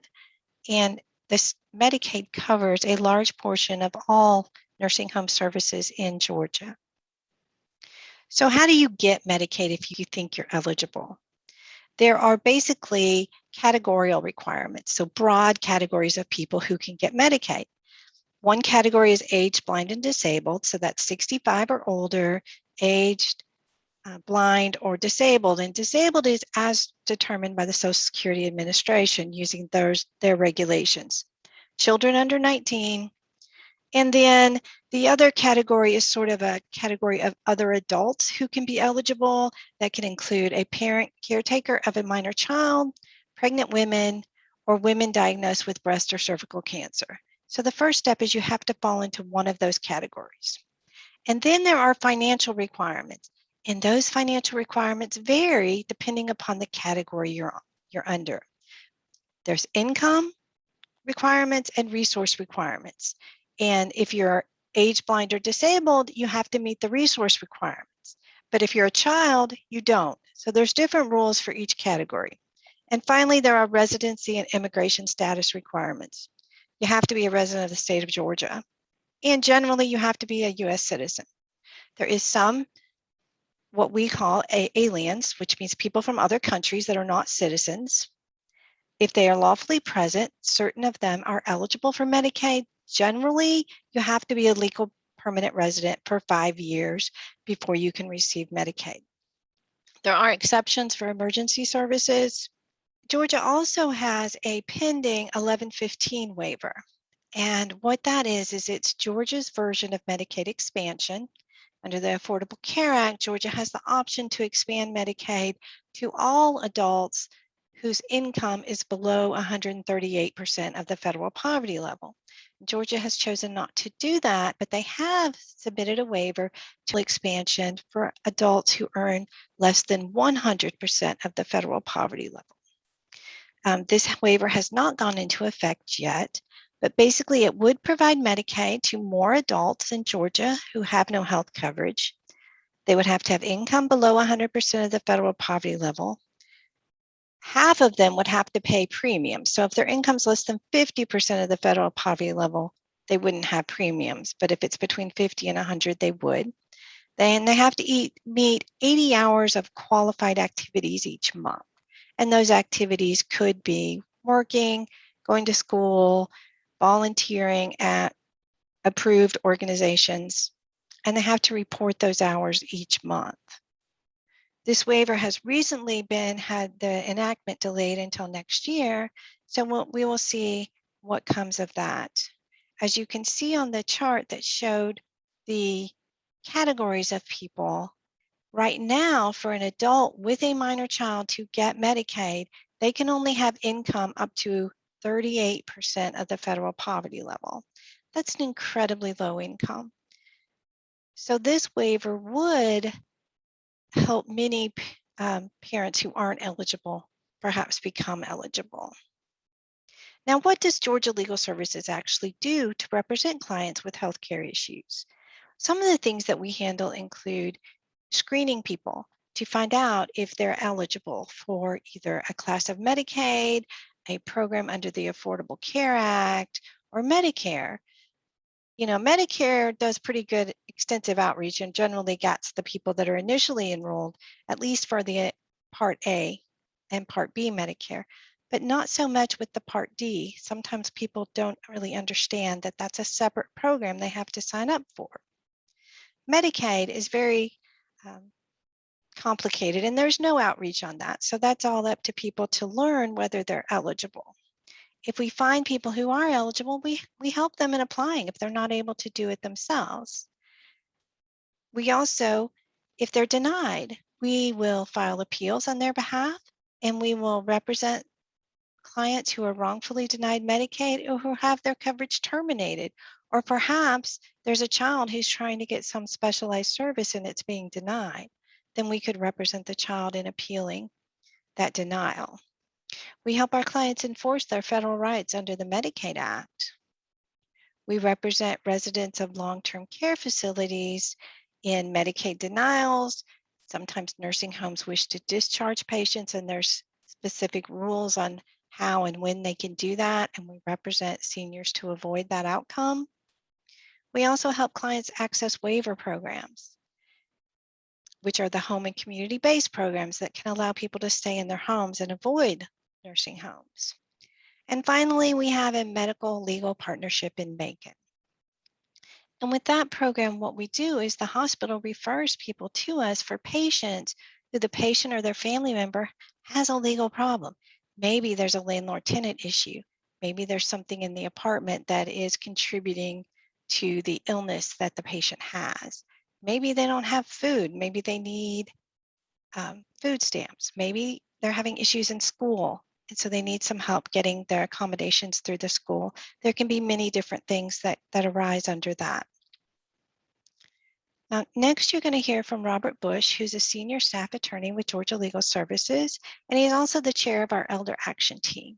And he is going to talk to you in more detail about the work that we do for our senior clients. Hello, my name is Robert Bush, and I am a senior staff attorney with the Georgia Legal Services program in our Savannah office. I chair our Elder Action Team and kind of oversee and guide the work that we do with our senior clients. Every GLSP office serves senior clients, persons who are 60 years of age or older, whether the work is funded by our LSC grant, by our Title III grants, or other diverse grants. Health issues for seniors often come to us in a way that's ancillary to a central legal issue that may upset the stable living situation for the client. We have to bring a holistic mindset to our evaluation of a senior client's case because of the special characteristics of those whom we serve. Seniors are more likely to live on a fixed income without the ability or opportunity to enhance it. They are more likely to be reliant on safety net systems which operate pursuant to a complex web of regulations. And more often than other populations, though not presumably, seniors may present with issues related to undiagnosed diminished capacity. Our attorneys who regularly represent seniors are charged with troubleshooting complicated legal problems, as well as navigating practical and logistical challenges presented by representing persons who, for example, may have difficulty directing their representation, who may have insurmountable transportation or communication issues, and who may lack access or lack of familiarity with the internet. We commonly represent seniors in nursing home discharge situations. The reason for discharge may be a Medicaid-related reason. For example, a nursing home may assert that a resident no longer meets the level of care required for them to receive Medicaid coverage for their residency and care. Or they may attempt to discharge residents that they find difficult to manage. In a recent case, one of our Gainesville attorneys represented an individual with the diagnosis of an affective mental condition with behavioral symptoms, which a nursing home did not want to grapple with. The nursing home discharged the resident, claiming that his needs could not be met by their facility. Our attorney represented the resident in a hearing in which evidence was admitted that the facility had ignored medically prescribed measures to address our client's behavioral issues and had simply discharged him instead. The judge ordered the nursing home to readmit the client. For residents of nursing homes, discharge actions are integrally health issues, as almost all necessary health care provided to the individual is done through or arranged by the nursing home. The reality, of course, is exacerbated by the fact that many residents do not have appropriate places to discharge to and are likely to become homeless if discharged. Sometimes the issue facing the nursing home resident is a complicated knot of law and practical exigencies. Maybe a power of attorney agent or a relative isn't reliably paying the patient liability amount to the nursing home from the resident's income. This failure to pay can terminate the payments made by Medicaid to the nursing home, and it implicates other legal issues related to elder abuse and exploitation. In those circumstances, our attorneys must reach out to service providers such as Adult Protective Services. Maybe they will draft and execute documents to remove abusive agents, or they may undertake other additional legal actions in an effort to reinstate the Medicaid payment, defeat the discharge, and also to protect the client. Many of our discharge cases come from our local state ombudsman through direct referral. Ombudsmen are senior advocates who regularly visit nursing homes to advocate for residents, particularly for those residents who cannot advocate for themselves. It is not unusual for our attorneys to receive a referral of a client who cannot participate in their representation and who have no family or other support systems to assist them. In these and similar cases, the Georgia Bar's rules of professional conduct enable attorneys to take emergency action on behalf of clients who are facing immediate and irreparable harm. Rule 1.14 allows our workers to take action to represent these clients to the extent reasonably necessary to maintain the status quo or to avoid the harm. This is a complicated decisional process for our legal workers, and at GLSP, we provide training to our workers to enable them to confidently navigate the issues of a client's diminished or lost capacity, employing the ABA practical tool and other guides to assist us. We represent seniors on a wide range of legal issues, whether it's Medicaid, food stamps, housing, unemployment, Social Security, or consumer issues, for example. We handle some Medicare issues, such as the failure of providers to comply with billing requirements, which leads to illegal collection actions being filed against our clients. Ancillary income issues directly affect the health of our seniors.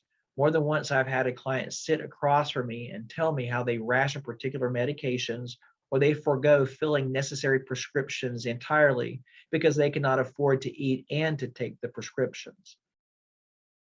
An attorney in our Savannah office represented a senior who paid thousands of dollars from her savings for hearing aids that did not address her hearing deficit. Even after complying with the directives of the vendor to make multiple trips to its office to adjust the hearing aids. The vendor employed a physician who conducted testing on customers before recommending that the equipment was appropriate to address the cause of their hearing problems. The repeated trips to adjust the hearing aids lasted just about as long as the warranty. Our attorney filed suit and the client was eventually repaid the monies that she had used to purchase the hearing aids in addition to receiving some additional damages. Again, seniors present to us with a knot of issues that, because of their vulnerabilities, we evaluate in terms of their ultimate real impact on a client's stability and their health. We have accepted a referral from a local safe shelter of a senior who had been put out of her home by an abusive adult son. The client had allowed the son to move into her home, expecting him and his wife to cook for her, take her to medical appointments, and to provide her with other support after she received a diagnosis of early stage dementia. Instead, in less than a year, the son took advantage of his mother's diminished capacity by, in turn, adding his name to the deed to her home, then pressuring her to sign over her remaining interest in the home to him. Then eventually, he evicted his mother from the home. We accepted the case and filed a temporary restraining order, which became an unusually long instance of litigation for a TRO. We were able to get a temporary order removing the son from the house, reinstating the client, although the judge stated reservations about our client's capacity to live on her own, and he scheduled a subsequent hearing in 2 months. The client's daughter provided care and support to the client during the interim period, and in the meantime, our client's mental state improved. We worked with her doctor to get statements showing this improvement, and in the subsequent hearing, the temporary order allowing our client to remain in her home was continued. Eventually, we were able to get our client's home put back in her name and to keep her son away from the premises. In another case, a client's sister called us from Virginia to ask assistance for her sister, who had received a notice of termination of her retirement supplemental security income benefits, or SSI benefits. These benefits are income and asset sensitive, and Social Security had identified disqualifying non-home place property that was listed in the name of the client. This property caused the client to exceed the resource value limit for SSI. The client had no diagnosed intellectual limitation, though she had relied upon her sister for years to assist her with income and other matters that seemed complicated to her. The remedy for this disqualification lay in the applicable federal regulations and required actions involving a realtor as well as the cooperation of the client's siblings who were co-owners of the inheritance property. One wouldn't normally consider these issues related to healthcare, but the reality was that the client was no longer able to see her doctor nor fill her prescriptions because her health care coverage, her receipt of Medicaid, was contingent upon her remaining eligible for SSI benefits. Once the apparent property issue was discovered, our client's SSI benefits were terminated and her health care coverage ended as well. In this case, we were able to show that our client's family had actually complied with the requirements of the applicable federal regulations related to SSI and ownership of resources, and we were able to have her benefits reinstated. She was once again able to see her doctor and to fill her prescriptions.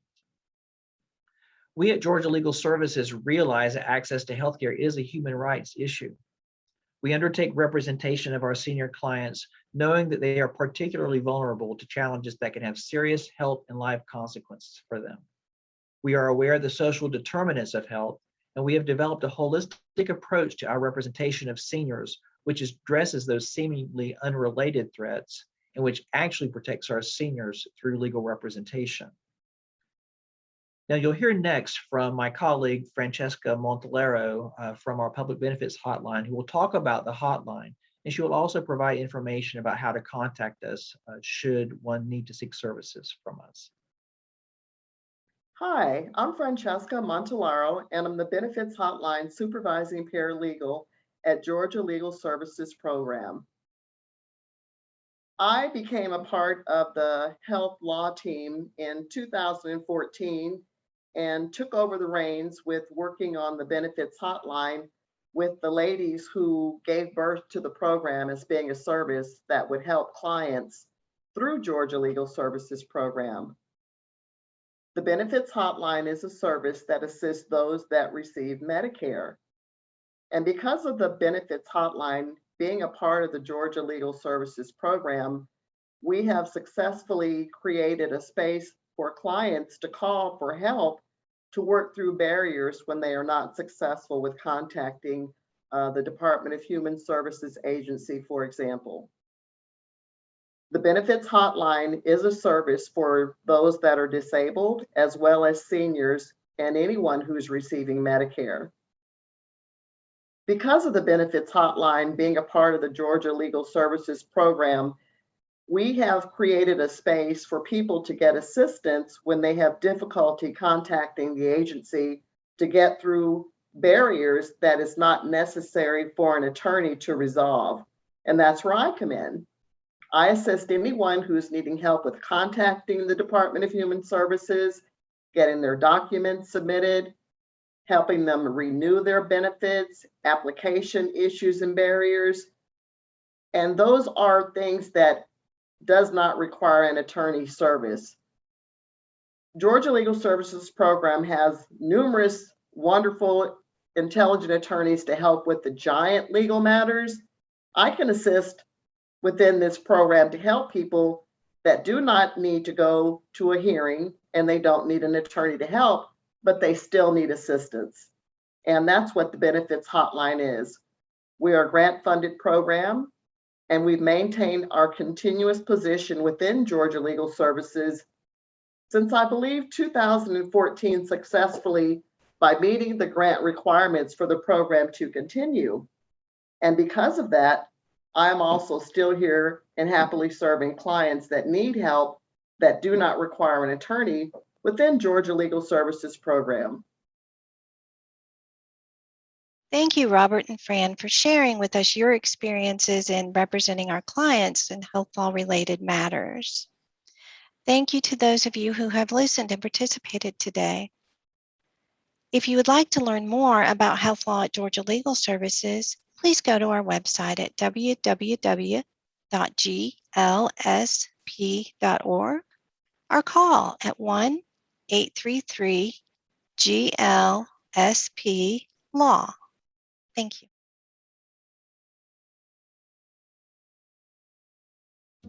Hi, my name is Alicia Batieste, and I'm a graduate of Alabama State University. When I was 11 years old, I was exited out of Bibb County school system as I had 5 teachers at Rosa Taylor Elementary School say that I verbally and physically assaulted them. At the time, my mother, Rhoda Batieste, and Mr. Foster fought effortlessly to get me back into the school system. The first attempt they did fail, and we did not, and I was not able to go back into the school system. I was homeschooled for about 3 months. During that time, I had to go to work with my mother. She had to print out a lot of different worksheets. She had to do everything she could possible to make sure that I was honestly on track. Mr. Ira Foster worked effortlessly and every single day, night and day, to make sure that I was able to get back into the educational system. It was 3 months later when I was able to get back into school, and I attended Ingram Pie Elementary, and then went on to Howard Middle School, and then went on to Central High School, where I was a dancer in the Fine Arts Magnet program. Since that time, I have graduated and I have gone to Jacksonville University, where I was a scholarship student for their dance program and also part of their elite dance team, the Sirens. I did decide to transfer as I wanted to get more experience and more of an artistic value as a performer to Alabama State University in 2017. I graduated then in December 2019 with honors, and I was magna cum laude with a 3.8 GPA. During this time after graduation, I was granted access to be a professional ballet dancer with Montgomery Ballet Company. It was one of the most beautiful experiences I could ever achieve. Unfortunately, due to COVID, we did shut down the company. But shutting down the company, I was able to create more of an artistic value and artistic outlook for many dancers in the Middle Georgia area. Since returning back home to Macon, Georgia, I have had the pleasure of working with Cutno Dance Center in Augusta, Georgia, Hiya Dance Theater in Macon, Georgia, and numerous of other dance companies, as well as other professional dancers who are looking to go into the professional world. If GLSP and Mr. Ira Foster had not been in my life, I can honestly tell you, I don't know where I would be. I would probably still not be in school. That's most definitely. I would have never achieved a career as a professional dancer, nor would I have been able to go to school, especially on scholarship. Each school that I have ever attended, I have attended on full scholarship. So with being able to get back into the school system, I was allowed that opportunity, because when you're not in the school system, you don't have those opportunities, especially even though you're a dancer, they still look at academics. I can honestly say that without Mr. Ira Foster and GLSP, none of this would be possible. I would not be a professional dancer. I would not be a mentor to numerous amount of performing artists or to different students. I would not be able to be a community advocate for GLSP, and I definitely would not be able to say that I made it. Out of all the different struggles, I have finally made it, and I cannot wait to see what my future holds for me. For anyone who is considering calling GLSP for help, I would say do it immediately. It is very much so vital. It is very much so important. It is the best decision you could honestly ever make. You honestly could impact your child's future by just simply making one phone call. It was one phone call that saved my future, one phone call that made my career, and one phone call that honestly has started my life. Even though right now we are not dancing due to COVID, I still have numerous of opportunities that I cannot wait to achieve. So my advice, call GLSP now.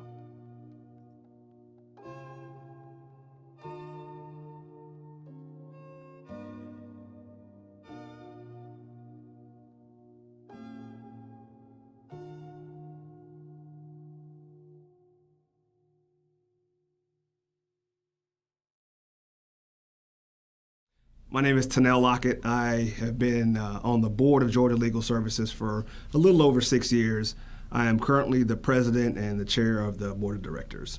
The first time I ever heard of Georgia Legal Services in candor was renewing my state bar license. I recall seeing the GLSP donation on the renewal form and didn't know quite what it was, but I found out much more about the organization when a mentor of mine named Patrick Flynn introduced me to the organization and suggested that I look at supporting it and getting involved in it, and that was one of the best decisions I've ever made. When I first got on board with Georgia Legal Services, I once had a board member tell me a story about the previous director, Phyllis Holman, and she was having a conversation with an individual who referenced Georgia Legal Services as a charity. And she stopped them and said, Georgia Legal Services is not a charity, it is a law firm. And I remember hearing that early, and that really helped me embrace what Georgia Legal Services is and what it does. And it really acts as a law firm for the state of Georgia for members of the population who have a lower financial status. And that is a critical and important ability to provide access to justice for those individuals. And that's really what Georgia Legal Services does. When I was growing up, I actually never met a lawyer. I'd never seen a lawyer other than on television. I had never experienced a lawyer in any real way. And legal services to me was something that was foreign and out of reach.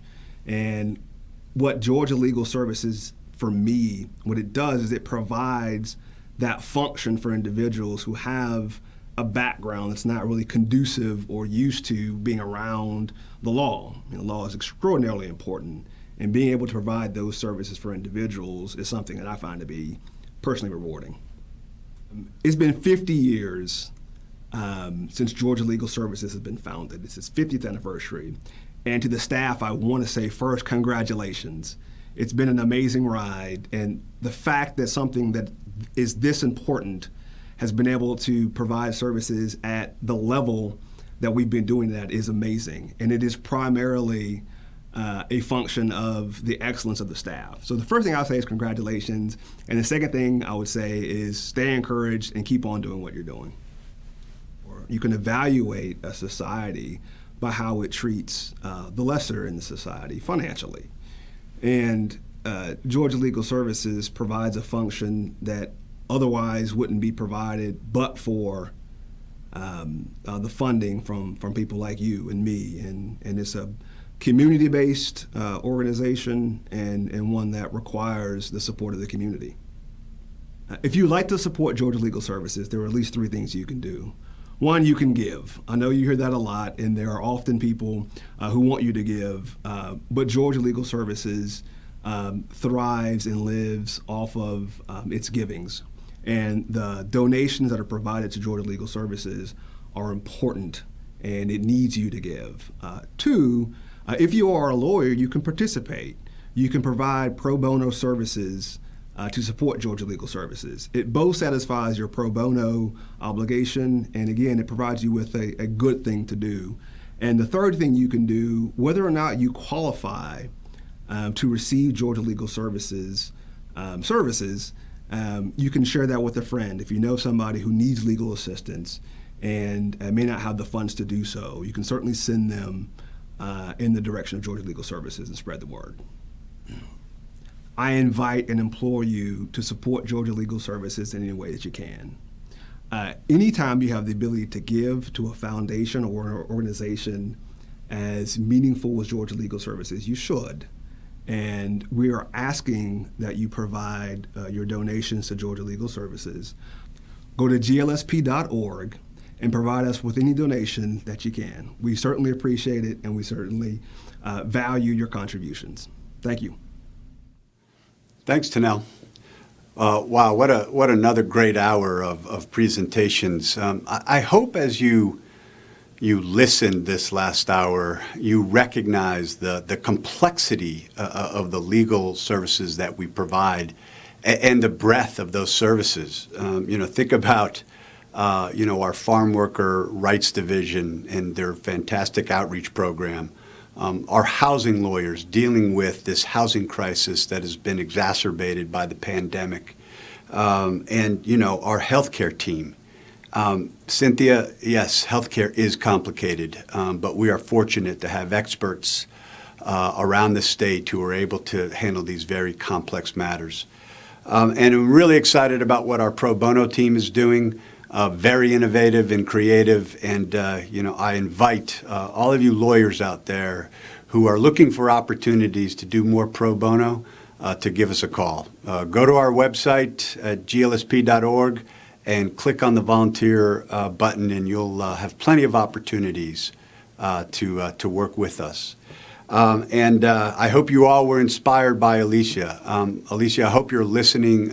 You are a very talented person, and we appreciate you sharing your story with us. I want to thank Tennell for being our board president as we celebrate 50 years at Georgia Legal Services, and I really appreciate your comment about the work we do as a law firm. It's very meaningful to all of us at Georgia Legal Services. We're going to break for a 20-minute lunch break, and as we head to the break, please watch our photo show from our first 50 years. I think for many of you, it will be a trip down memory lane. We have an exciting afternoon planned, including our keynote speaker, Stacey Abrams. And as you go and grab your sandwich, this also would be a good opportunity for you to go to the chat box, look for the donate link, and make a contribution to Georgia Legal Services so that our folks around the state can continue to do the great work that they've been doing for 50 years.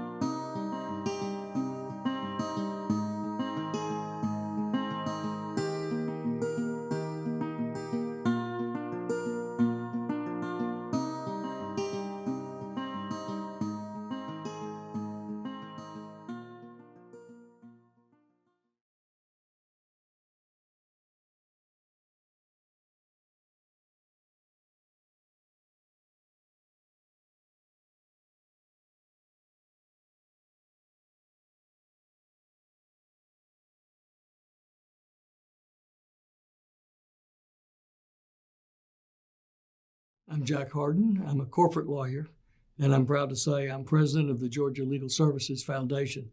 I've served in that position for over a decade and served on the board prior to that.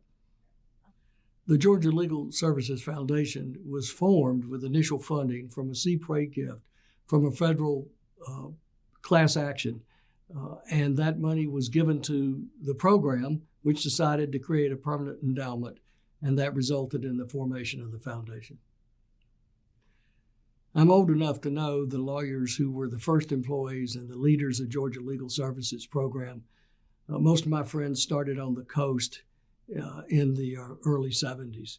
And as we've expanded, we now serve 154 of the 159 counties in the state, and we provide that critical link of representation and bringing access to justice for those who are otherwise excluded from our system.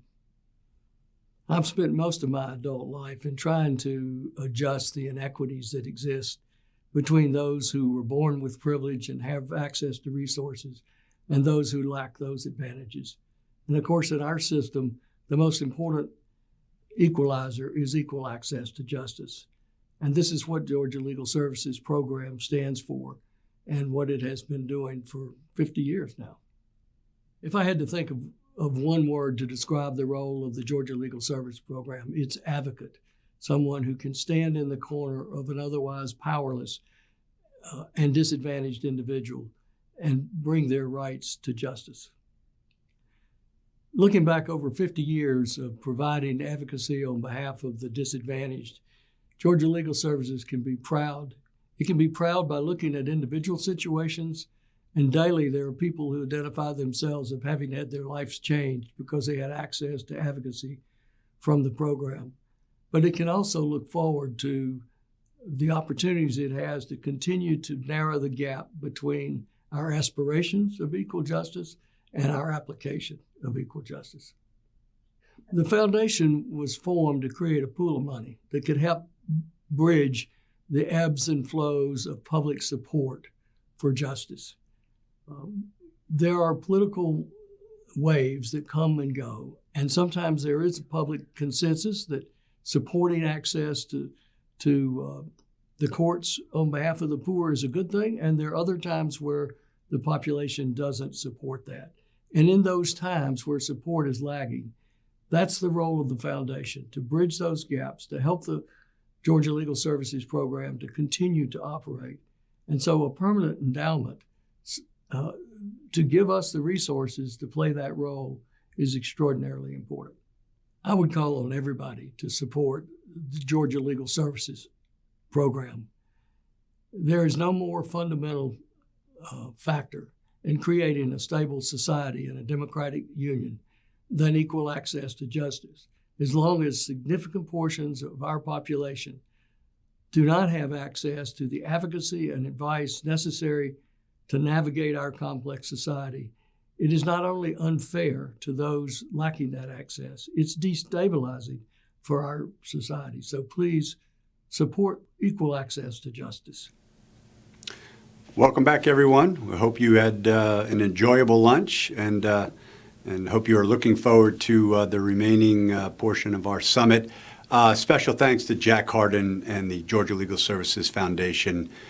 Your support over the years has been so critical to our business operations, and as an example, most recently, the investment that you helped us make in technology upgrades across the state has made a real difference for our advocates and in how they provide legal services. So thanks so much. So up next is our education team, and they're going to tell us how they advocate for students and their rights for an education. So take it away, team.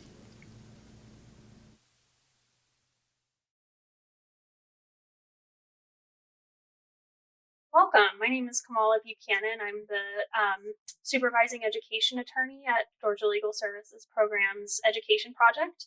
I'm here with Don Wooten, who is a parent and an advocate and has been a special education client of mine for almost 2 years now. It's crazy to think that we've known each other for that long. Do you want to share a little about how we first connected and what you were facing when we met? When we first met and we first connected, what I was facing was I was having trouble in the Tift County school system. It's the system that my son is in. Getting services and being heard adequately and getting the benefits that I needed for him at the time. And I was looking for someone that could help me get him serviced, help me get him taught and learned in those areas that he needed to be learned and transitioned into. They were giving me a hard time about transitioning him when I first met you. What do you mean by transitioning him? He was needing to special services. He's 15 now. At the time he was 13, and he was functioning on a third, fourth grade level, reading and math, and he was being pushed along in the system. He was given the answers, and he was guided on what he needed to do and how he needed to keep up with other children. And he was at the time becoming a disciplinary problem, but was really not a disciplinary problem. It was actually a cry for help and the need to be serviced. He wasn't keeping up with his peers. Yeah. And tell me a little about what you felt the system was doing that made you feel unheard. The system at the time was, we had several meetings. My son found himself in an alternative school at fourth grade, in the fourth grade. Wow. So he's in an alternative school for maybe touching another child on the hand, or maybe getting up out of his seat and asking another child for help, or even the teacher giving him the answer and somebody else struggling and him coming along and giving them the same answer that he was given. So he was reeked as a disciplinary problem. You know, every day I was getting calls from the school saying I had to pick him up, or he had been in a verbal altercation, or he was arguing with the teacher, or he was arguing with another child, or he wouldn't remain seated and he was not following instruction. And it wasn't that he wasn't following instruction. There were several step instructions that he was given. And him, between the first instruction to the fifth instruction, he was getting lost in the concepts of what they wanted him to do. And to them, it presented as a disciplinary problem. And they were calling you to just take him home whenever that would happen. You would just pick him up and he would leave and he would miss that day of school? Yes. We were called, I was called, or my mom was called to pick him up from school, whether I was working on a job, lost several jobs in the midst of the school, not adhering to the concerns that I had. They were pushing aside meetings. They were not wanting to meet with us. We became problematic in the system to where each of my children treated by those Wooten kids, you know, so we had developed the name just alone trying to get serviced. And you mentioned the alternative school. That's a separate school for students who have been disciplined. Tell me about what his experience was like there. Actual experience in the alternative school was mortifying. And I use the term mortifying because he regressed back to wetting himself in this school.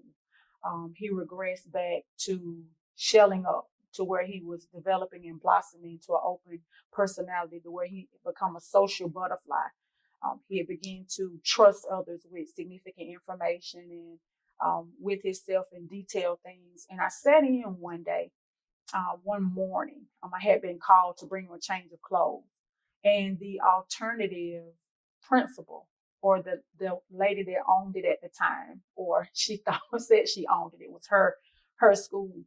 But I could hear her telling these kids, sit down, you're not going to be anything anyway. This is my school. You're stepping up in my school. And it's like she was beating the fear of David into them, telling them they were not going to make it, that if they made it this far, then this was the end of the road. And you were not going to be anything past this point. And I'm your savior. I'm your guardian. You know, this is it. And she used an analogy for my son at one point that she was the ventilator, that she was keeping him living and breathing and valuable and alive. So this is a child with multiple complex diagnoses in a system that is needing the system to service him. Yeah. That if she had the right and the ability at any point, she could pull the plug. He was depressed. We went I'm through sure. several regimens of therapy, and he had to be regrouped, and he became suicidal at several points I while in remember this that. school. Yeah. You've been through a lot. How has any of that changed in the years that we've known each other? Oh, wow. Thinking back to where we started and where we are now, you have been a breath of fresh air. And we oftentimes joke about coming in and your presence makes the room behave, or your presence makes the room stand at attention. And it's a lot to have said, because whenever you don't have a voice that carries in an authoritative area, as yours does, and it walks into a room and it demands what's needed, and it knows what's needed and what has to be given, it has been a breath of fresh air. It has made learning systematic or systemic, but it's made it fun in those areas to where he can go in with a confidence, and he feels like that he can grasp from, because he knows that he has a bulldozer, in a reference, pushing him and pushing behind him to excel in those areas. So you have been a comfort and a peace to where I didn't understand the law, and as a parent, manifesting it to the best of my ability, and then to see the full life manifestation from someone who's doing it and has done it, has made life a breath of fresh air. Well, I appreciate you saying that. I've told you this many times, but I've learned a lot from you too. I was a very, very, very young lawyer when we first started working together, and I remember walking into your son's school, and really it took me a lot of getting to know the players at the table, to know John, and to know you, to be able to advocate for you. And the strength of your voice, I think, was something that really helped me to grow as an advocate and as an attorney. I use things that I learned from working with you in so many of my other cases representing students and parents. So I thank you for that too. Tell me a little about how your perspective on education, on special education, how has that changed in the time that we've been working together? It has become so broad. At one point, I thought all hope for him was lost. I didn't have the necessary tools. They were not hearing the voice. I didn't have the necessary arrangements that I needed for him. I didn't have the necessary funding for him. I didn't have the necessary resources for him in the beginning. I felt like my son was going to fall through the cracks, that he was going to be another young male that was going to be passed along in the system because of where we were economically or financially, because we didn't live in a higher echelon society, or because we didn't have friends that worked in the system, or we didn't have a buddy that worked in the system that would look out for my child to say that, hey, we're going to make sure that we keep him pulled from between the porch and a hard place, that he won't get stuck and left behind, to the point to where I am now. There's a fighting future for him, and there's an arena that he would have never stepped in past this meeting, or past this coming together, and past this bond and this working together as a team. Past this team, I didn't see a light at the end of the tunnel. Yeah. I know that you have been so creative in educating him since he's been learning from home after the COVID-19 pandemic. And I think something that we learned together is that it doesn't necessarily, just money doesn't necessarily make your education better. There's so many wonderful and creative things that you can do that don't necessarily cost more, but really serve any child as an individual student and not just a cog in the system. You mentioned that discipline, that your family had experienced school discipline. Tell me a little about your sense of the relationship between special education and school discipline. The relationship that I would kind of intertwine together is looking at it from a special education standpoint and knowing what those multiple complex diagnoses are, and then knowing the laws that are incorporated with those multi-complex diagnoses as opposed to discipline. We view discipline in societal pivots as one way. There's a consequence behind a choice that's made. They're not looking at it from a discipline standpoint, why the choice was made, what caused the choice to be made, or the mechanisms that cause for that situation to arise. Looking at it from a special education standpoint, there are tools and there are different stance and standpoints. There are different ways and perspectives that you can view it from a special education standpoint versus discipline cohesively together. That way, instead of, and it has been for him, that there's a rationale behind it. There's also a possible discipline behind it, but it does not always mean that it has to be corporal punishment, or it has to be verbal lashing, or it has to be a physical alternative for that. And when you look at it from special education, his whole outlook and approach is different. Maybe it takes a acknowledgement being brought saying, do you realize that this was done? Do you understand why this choice was made? Do you understand why this situation, instead of go to the corner or get out of my classroom, or I'm going to call your mom. So I've looked at it in those two retrospects to where it makes it easier having a special ed or a child that is serviced in the SPED program as opposed to what we say this world is natural. Because every mechanism in every child, there's a different chemical makeup for that child. So had not it been these laws and rules and regulations and perspectives pulled, then it would have been a different offset than what it has been. Right. So you're saying sort of making discipline more of a learning experience for the student as opposed to just a experience of punishment. And what would you say to educators or administrators about how discipline is carried out in our schools, and how can they do discipline better? Oh wow! Discipline in the school system, you have to know your child. You have to, and I know they have some schools 1,200, 800. If you have a child such as my child is evidently a vast personality. He sticks out. He's gonna let you know, and he allows you to know that he's in the room. Something about that child is going to capture that individual.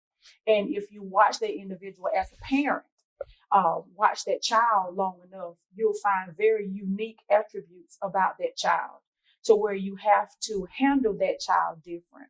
So in the vast majority of a school day, I know a lot of them are overcrowded, but as teachers and as administrators, if the parent comes to you and she's giving you the format for her child, I'm handing you the formula of how you build this relationship with this child. Not looking for, because it was said at one point that I was looking for a way out for my child, or I was making excuses for my child to keep him from being disciplined.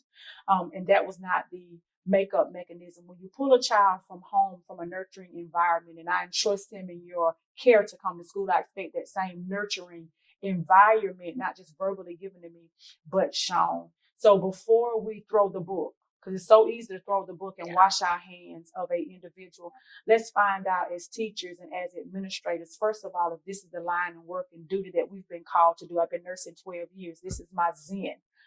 It's my peace setter.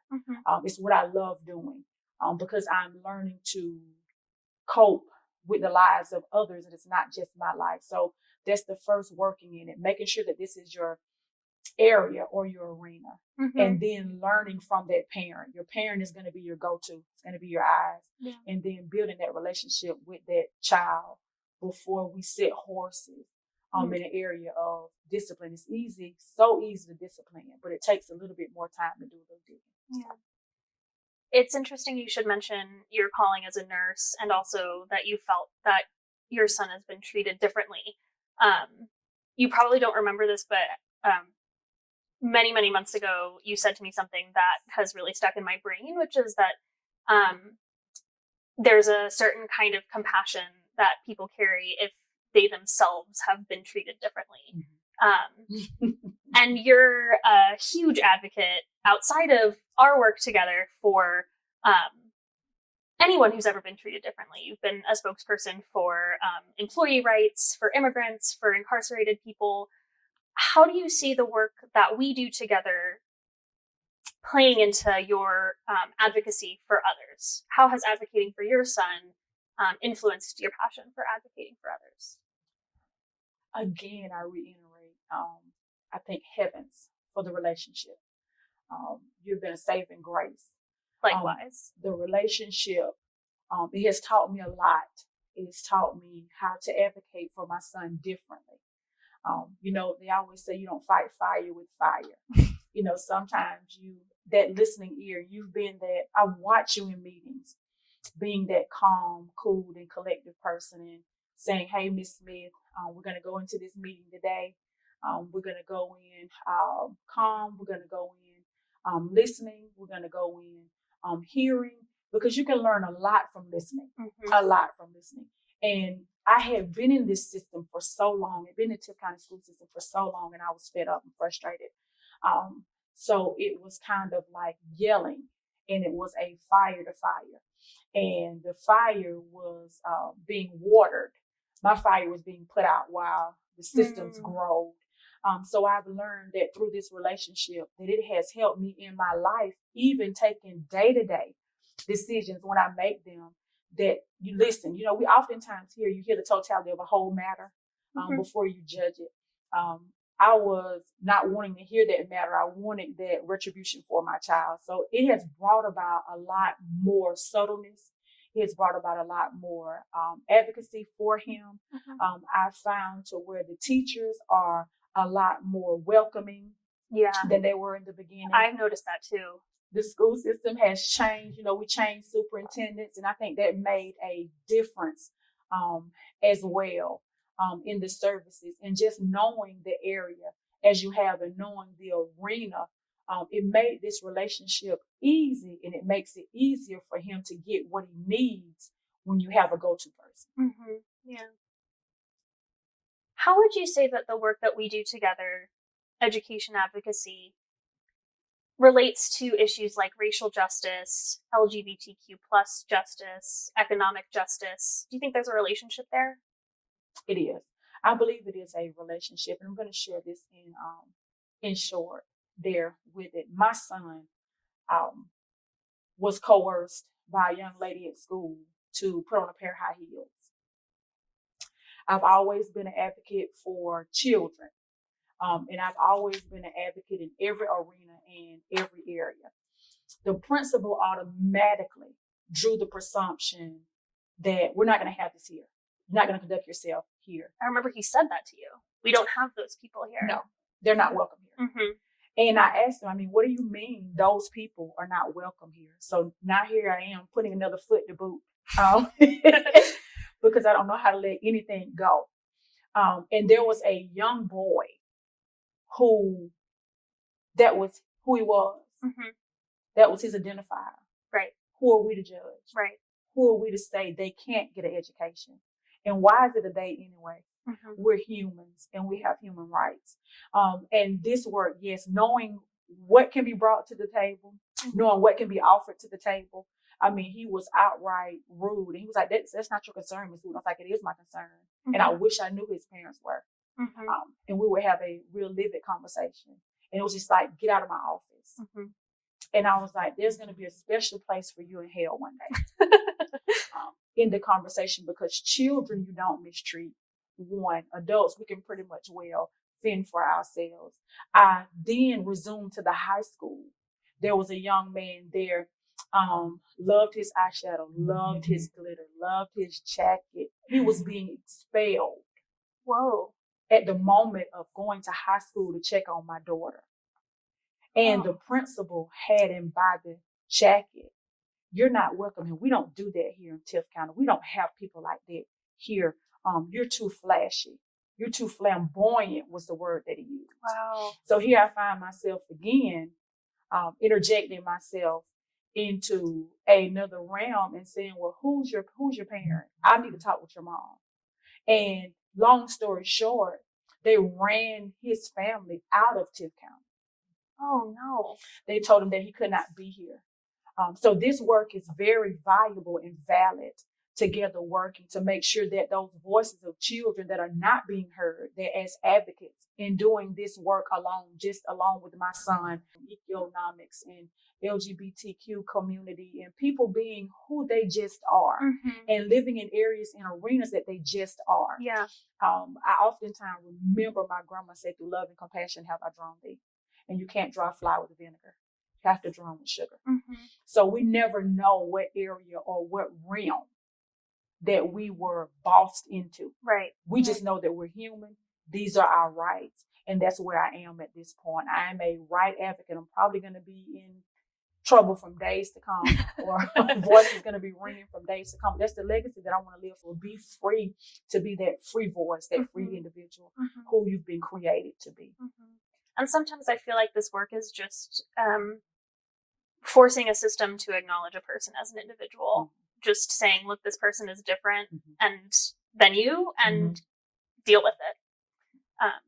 I remember when you told me about that story, and one of the things that stuck with me so powerfully was that your immediate reaction wasn't to say, my child is not gay. There is no way.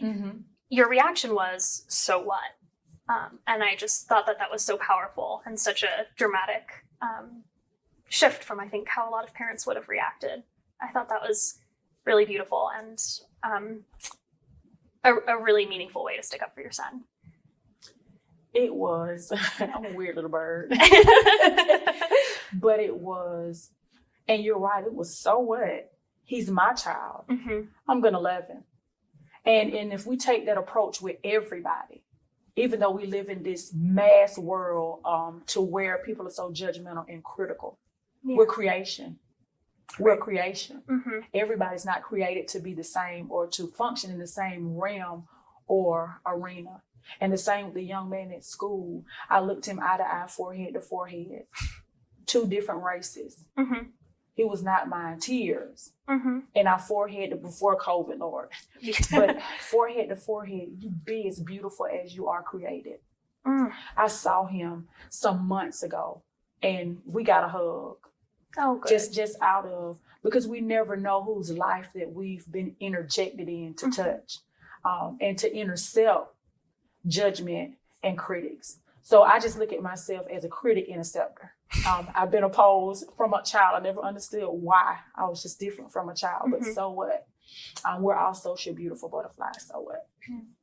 I think something I see quite often is parents who are not like you, who feel like the deck is stacked against them, like their child's school holds all the power and they either don't see a point or just don't have the energy to raise their voice. What would you say to a parent in that situation? I have a pushback. And as a child, I never knew how to let anything go. Especially if it was correct and just. If it was right, I just never knew how to let it go. And once looking into it and researching it, as parents, we're the voices and the advocate for our children. If we don't fight for our children's future, if we don't fight for our children's education, no one else will. We're the first preceptors for their future. So we're the first innovators that begin to help innovate for their lives and for their futures. So we have to set the tone. So I would tell parents, you be that tone setter. Set the tone for your child. So when your child leaves home, the tone is set for all 5 of my birds. So when the tone is set, then they know how to function and flow, and nobody else can change the tone because it's already been set. Why do you think it's helpful to have an advocate when you're advocating for your child in school? It's very important to have an advocate. I was one voice, and my one voice to 50 people didn't matter. You have 50 people saying the same thing. I was not trained in that area. Innate parent and an innate nurturer as a mother. But my advocacy brought about the tools that I needed to be taught. that needed to be made alive. And when advocacy became a part of those tools and those rules and those regulations and those no, this is not right, and those fundamentals, I could lay the foundation, but I couldn't build a house. Mm-hmm. I didn't have the tools to build. Mm-hmm. So you need advocates to build in their knowledge and knowing that that's their arena and that's their work. So you need those voices. They always say two are better than one. We make a pretty good team. Make a good team. Me too. Has this experience empowered you? Yes. I've started with my 9-year-old, to be exact. I've started with him as well. He was tested, and he's 4th grade now, but he was 3rd grade function on the 6th grade level. Whoa. And he was to be tested for IEP, for him to have he was going to be bumped up or like skip a grade? Was what they were going to do with him. But because I had already had a run-in in the system, he mysteriously did not pass the test, or he mysteriously did not make it for behavior. Like I said, I don't know how to let anything go. So we're going back again this year to be tested again. Good. This year as well, to make sure that he gets what he needs and this ciclet does not continue. Wow, good for you. What would you say to other parents who are facing something similar to what you went through? What I would say to them is not to give up and contact Georgia Legal Services. They have been a beacon to me and my son, and I'm sure you won't regret contacting them for your educational needs. Well, I don't say this to you often enough, but you inspire me daily, and I couldn't do this job without you, and I've learned so much from working with you, and your voice, your passion, your bravery is what keeps me going. If you need help with education-related legal issues, please call Georgia Legal Services at 833-GLSP-LAW.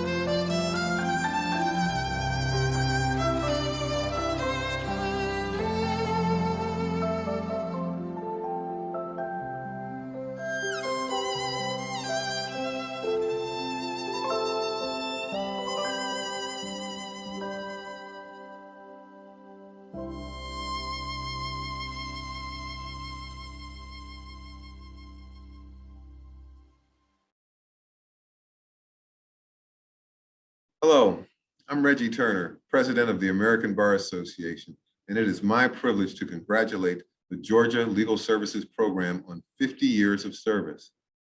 That is a milestone to be very proud of. Providing access to justice and pro bono legal services are critical, and we appreciate your work over the last 5 decades. I also commend you on the Rural Georgia Justice and Poverty Summit. I salute you on the progress you've made since your first annual summit. You addressed an important array of issues during that inaugural summit that we still contend with today. That is why your important work continues and why your tireless efforts are appreciated and acknowledged. Today's summit is an opportunity to bring together researchers, state agencies, the philanthropic community, policymakers, and legal advocates to understand the complex matters in your community. It is essential that all people have the right to equal justice under law. As leaders in the legal profession, it is our responsibility to help ensure that happens. As I swore when I took the lawyer's oath, I will never reject from any consideration personal to myself the cause of the defenseless or oppressed. Organizations like the Georgia Legal Services Program and the American Bar Association are at the forefront of the work that we need to do in this regard. Thank you for your pro bono contributions and for all you do to defend liberty, pursue justice, and make positive differences in people's lives. That is the goal of a lawyer. Best wishes and congratulations on your 50th anniversary.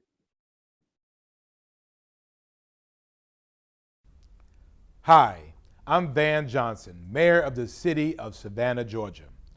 50 years ago, equity was a challenge, and from that desire to ensure adequate legal representation for those who needed it but could not afford it, came the Georgia Legal Services Program. For the 50 years since, the Georgia Legal Services Program has provided high-quality, free legal services on a wide range of civil matters, thus empowering people, thus providing and creating equity. People should not be denied adequate and appropriate legal services just because they are poor. We are blessed to have one of the 10 regional offices right here in Savannah. So shouts out to Bill Broker and Team Savannah, and we know that we are better, fairer, and more equitable because of the Georgia Legal Services Program here in Savannah. God bless you, and here's to 50 more years.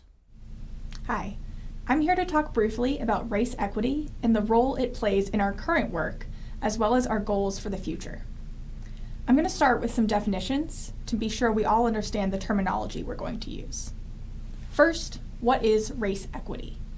Many people may understand the terms separately, but may not understand the concept as a whole. Equity is not equality, but rather fairness.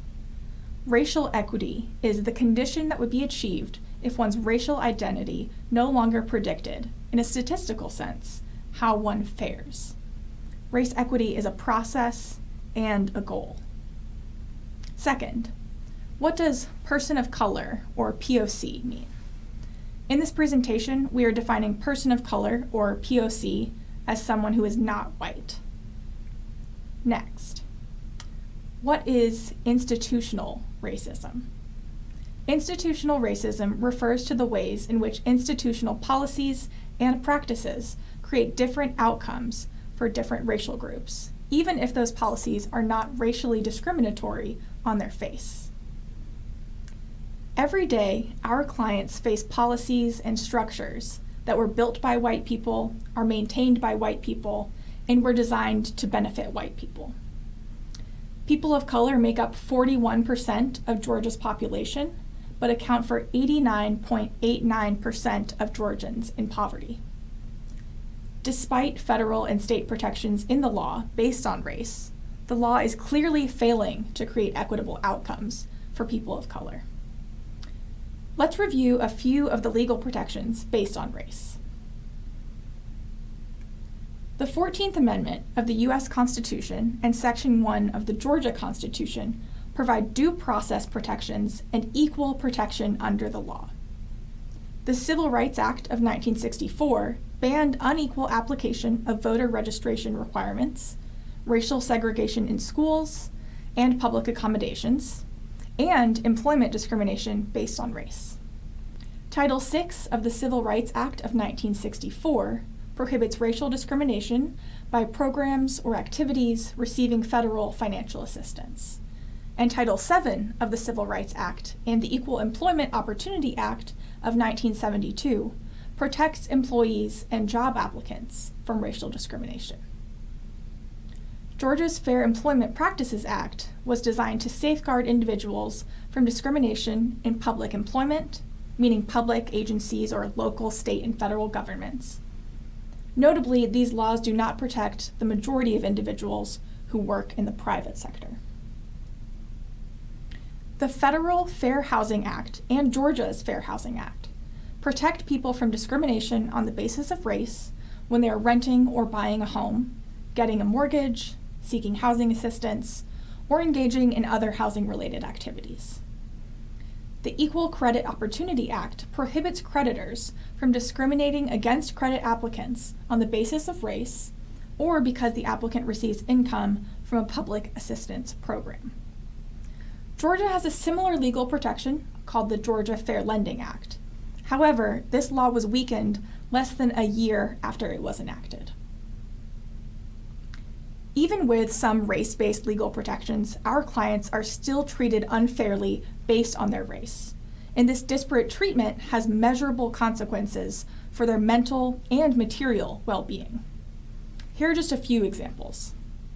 In the world of public benefits, Georgia's harsh rules and disinvestment from cash aid have severely impacted Black families, who make up 70% of TANF recipients in Georgia. Georgia has the third highest percentage of Black residents in the nation, but TANF only reaches 5 out of every 100 families with children in poverty. In the world of domestic violence, women of color who survive domestic violence are less likely to be believed by law enforcement and judges than white women, and that law enforcement and judges are overwhelmingly white, meaning that they face a system that is not only not supportive of them, but in some cases is actively endangering them. For our clients who are people of color, their race is often compounding the issues that bring them to us. Georgia Legal Services Program recognizes that it is imperative that our work center race equity, and we are focusing resources on cases where we can combat racism, both individual and institutional, to assist clients more holistically. Georgia Legal Services Program's Savannah Reentry Project is a specially funded project that enables GLSP's Savannah office to assist formerly incarcerated people with issues involving employment, public benefits, child support, housing, criminal record expungement, obtaining government-issued identification, healthcare, education, and substance abuse. We have the second highest incarceration rate in the country, with 1 in 2 Georgians having a criminal record. That means half of the population. Between 1983 and 2015, there was a 329% increase in the number of people incarcerated in Georgia. In 2017, Black Georgians made up 32% of the state population, but 51% of the jail population and 60% of the prison population. This racial disparity not only affects people's freedom while they're in jail, but it continues after their release. Employment has been found to be the #1 predictor of recidivism. That is, people with jobs are less likely to re-offend and end up back in jail. Reducing recidivism by even 1% saves $7 million in taxpayer money. Lisa will be discussing employment more in a moment. Another way to reduce recidivism is to ensure formerly incarcerated people have stable housing. Housing assistance programs are essential for low-income households, but restrictions regarding a history of alcohol or drug abuse or a criminal record can keep some families from this assistance. Public housing authorities have a lot of discretion in this area in terms of how far back they can look for a criminal record, whether arrests without convictions will be considered, and whether they will consider the seriousness of the criminal charge and any mitigating circumstances. For example, the Winder Housing Authority and Flint Area Consolidated Housing Authority in Montezuma, Georgia, define criminal activity that can exclude a family's admission to public housing as only one arrest in 5 years, even if the applicant was never found guilty. Some housing authorities, including some in Fulton County, Savannah, and Soperton, have zero tolerance rules and use their discretion to automatically deny admission to applicants with felony convictions. Given such discretion afforded to housing authorities and the disproportionate policing of minority communities, it's no surprise that racially disparate outcomes result. At Georgia Legal Services, we help people who are not convicted restrict and seal their criminal records and obtain pardons where they are eligible, to try to remove this barrier to livelihood and housing that millions of Georgians currently face. GLSP has also partnered with Advocates for Restorative Community in Savannah to create a proposed fair chance housing ordinance with proposed procedures for considering arrests, convictions, and similar barriers in housing decisions. Among other things, this proposal would limit housing providers' ability to inquire about arrests that did not result in convictions and provide people in Savannah with the opportunity to provide evidence about their individual circumstances and mitigating factors. The proposal also includes the creation of new positions to facilitate appeals of adverse housing decisions and to educate both tenants, landlords, and the larger community about the legal protections for tenants. We have also developed a survey to collect more data on how Georgians' criminal records are affecting their access to stable housing, and have partnered with Advocates for Restorative Community in Savannah and Georgia Tech to process and synthesize this data as a tool to advocate for fairer housing practices. As I stated earlier, the Fair Housing Act protects people from discrimination on the basis of race. At Georgia Legal Services Program, we assist clients in federal and private housing who are discriminated against based on their race. One aspect of this is representing clients whose criminal record is used as a pretense to discriminate against them. Now, discrimination in housing does not always mean simply refusing to rent or sell a home to a person of color. It can also look like falsely denying that a house is available for inspection, sale, or rent, offering different terms, conditions, or privileges for certain people, intimidating, interfering with, or coercing someone to prevent them from buying or leasing a dwelling, discrimination in advertising, discrimination through financing or broker services, steering of clients by certain real estate agents to or from certain neighborhoods, and of tenants by landlords to or from certain areas of the complex. Home ownership can provide stability and the opportunity to build wealth, as well as greater economic vitality for the community. However, federal housing policies and discriminatory mortgage lending practices, along with continuing impediments to access, have had significant impacts on home ownership rates for people of color, particularly Black and Hispanic populations. In 2017, the U.S. Census Bureau reported a 21.6 percentage point gap in the home ownership rate between white and Black households nationwide. In the U.S. in 2019, there were 4,757 complaints processed by fair housing organizations, HUD, Fair Housing Assistance Program agencies, and the Department of Justice. And we expect that that number is significantly lower than the actual number of incidents of racial discrimination in housing. GLSP recognizes that access to fair, stable housing reduces inequity. Our attorneys assist clients with bringing these fair housing complaints and holding housing providers, management companies, lenders, homeowners associations, insurance companies, and others accountable. For our people of color clients in particular, understanding their rights and protections and having representation by a GLSP attorney or a pro bono attorney trained by GLSP can mean having a stable place to call home. Georgia Legal Services Program engages in robust representation of the most vulnerable populations in Georgia. As a part of that representation, we collect and review data on the populations affected by inequitable treatment. We use those data to assist us when representing clients. Two of those areas where we use data to assist with representing populations affected by inequitable treatment are in racial disparities in disaster relief and the high cost of credit for people of color. Chasing the Storm, an analysis of the effects, impact, and implications of opportunistic environmental gentrification, is a policy paper and analysis written by our former summer intern, Kawan Rowland, a rising 1L at Howard University School of Law. The paper discusses the disparate assistance provided by the Federal Emergency Management Agency, or FEMA, after a disaster to Black and non-white Americans. An earthquake can destroy the homes of the rich and poor alike. A storm can flood property regardless of the owner's net worth. A tornado can blow away treasured personal possessions, no matter how many or few one may have.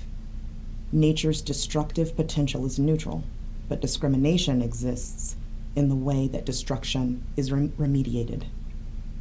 Viewed in tandem with the fact that low socioeconomic status trends with an increased likelihood of living in an area at risk for a natural disaster, one can begin to understand the causes of the gap in disaster aid. Communities with less wealth, including communities of color, often have lower property values, which gives a smaller window before repairs would cost more than a home's value. The paper analyzes this phenomenon that we describe as opportunistic environmental gentrification, and it discusses the issue in relation to Georgia residents. For example, Georgia's wealthiest zip code, 31561 in Sea Island, lost every single one of its Black residents following Hurricane Matthew in 2016.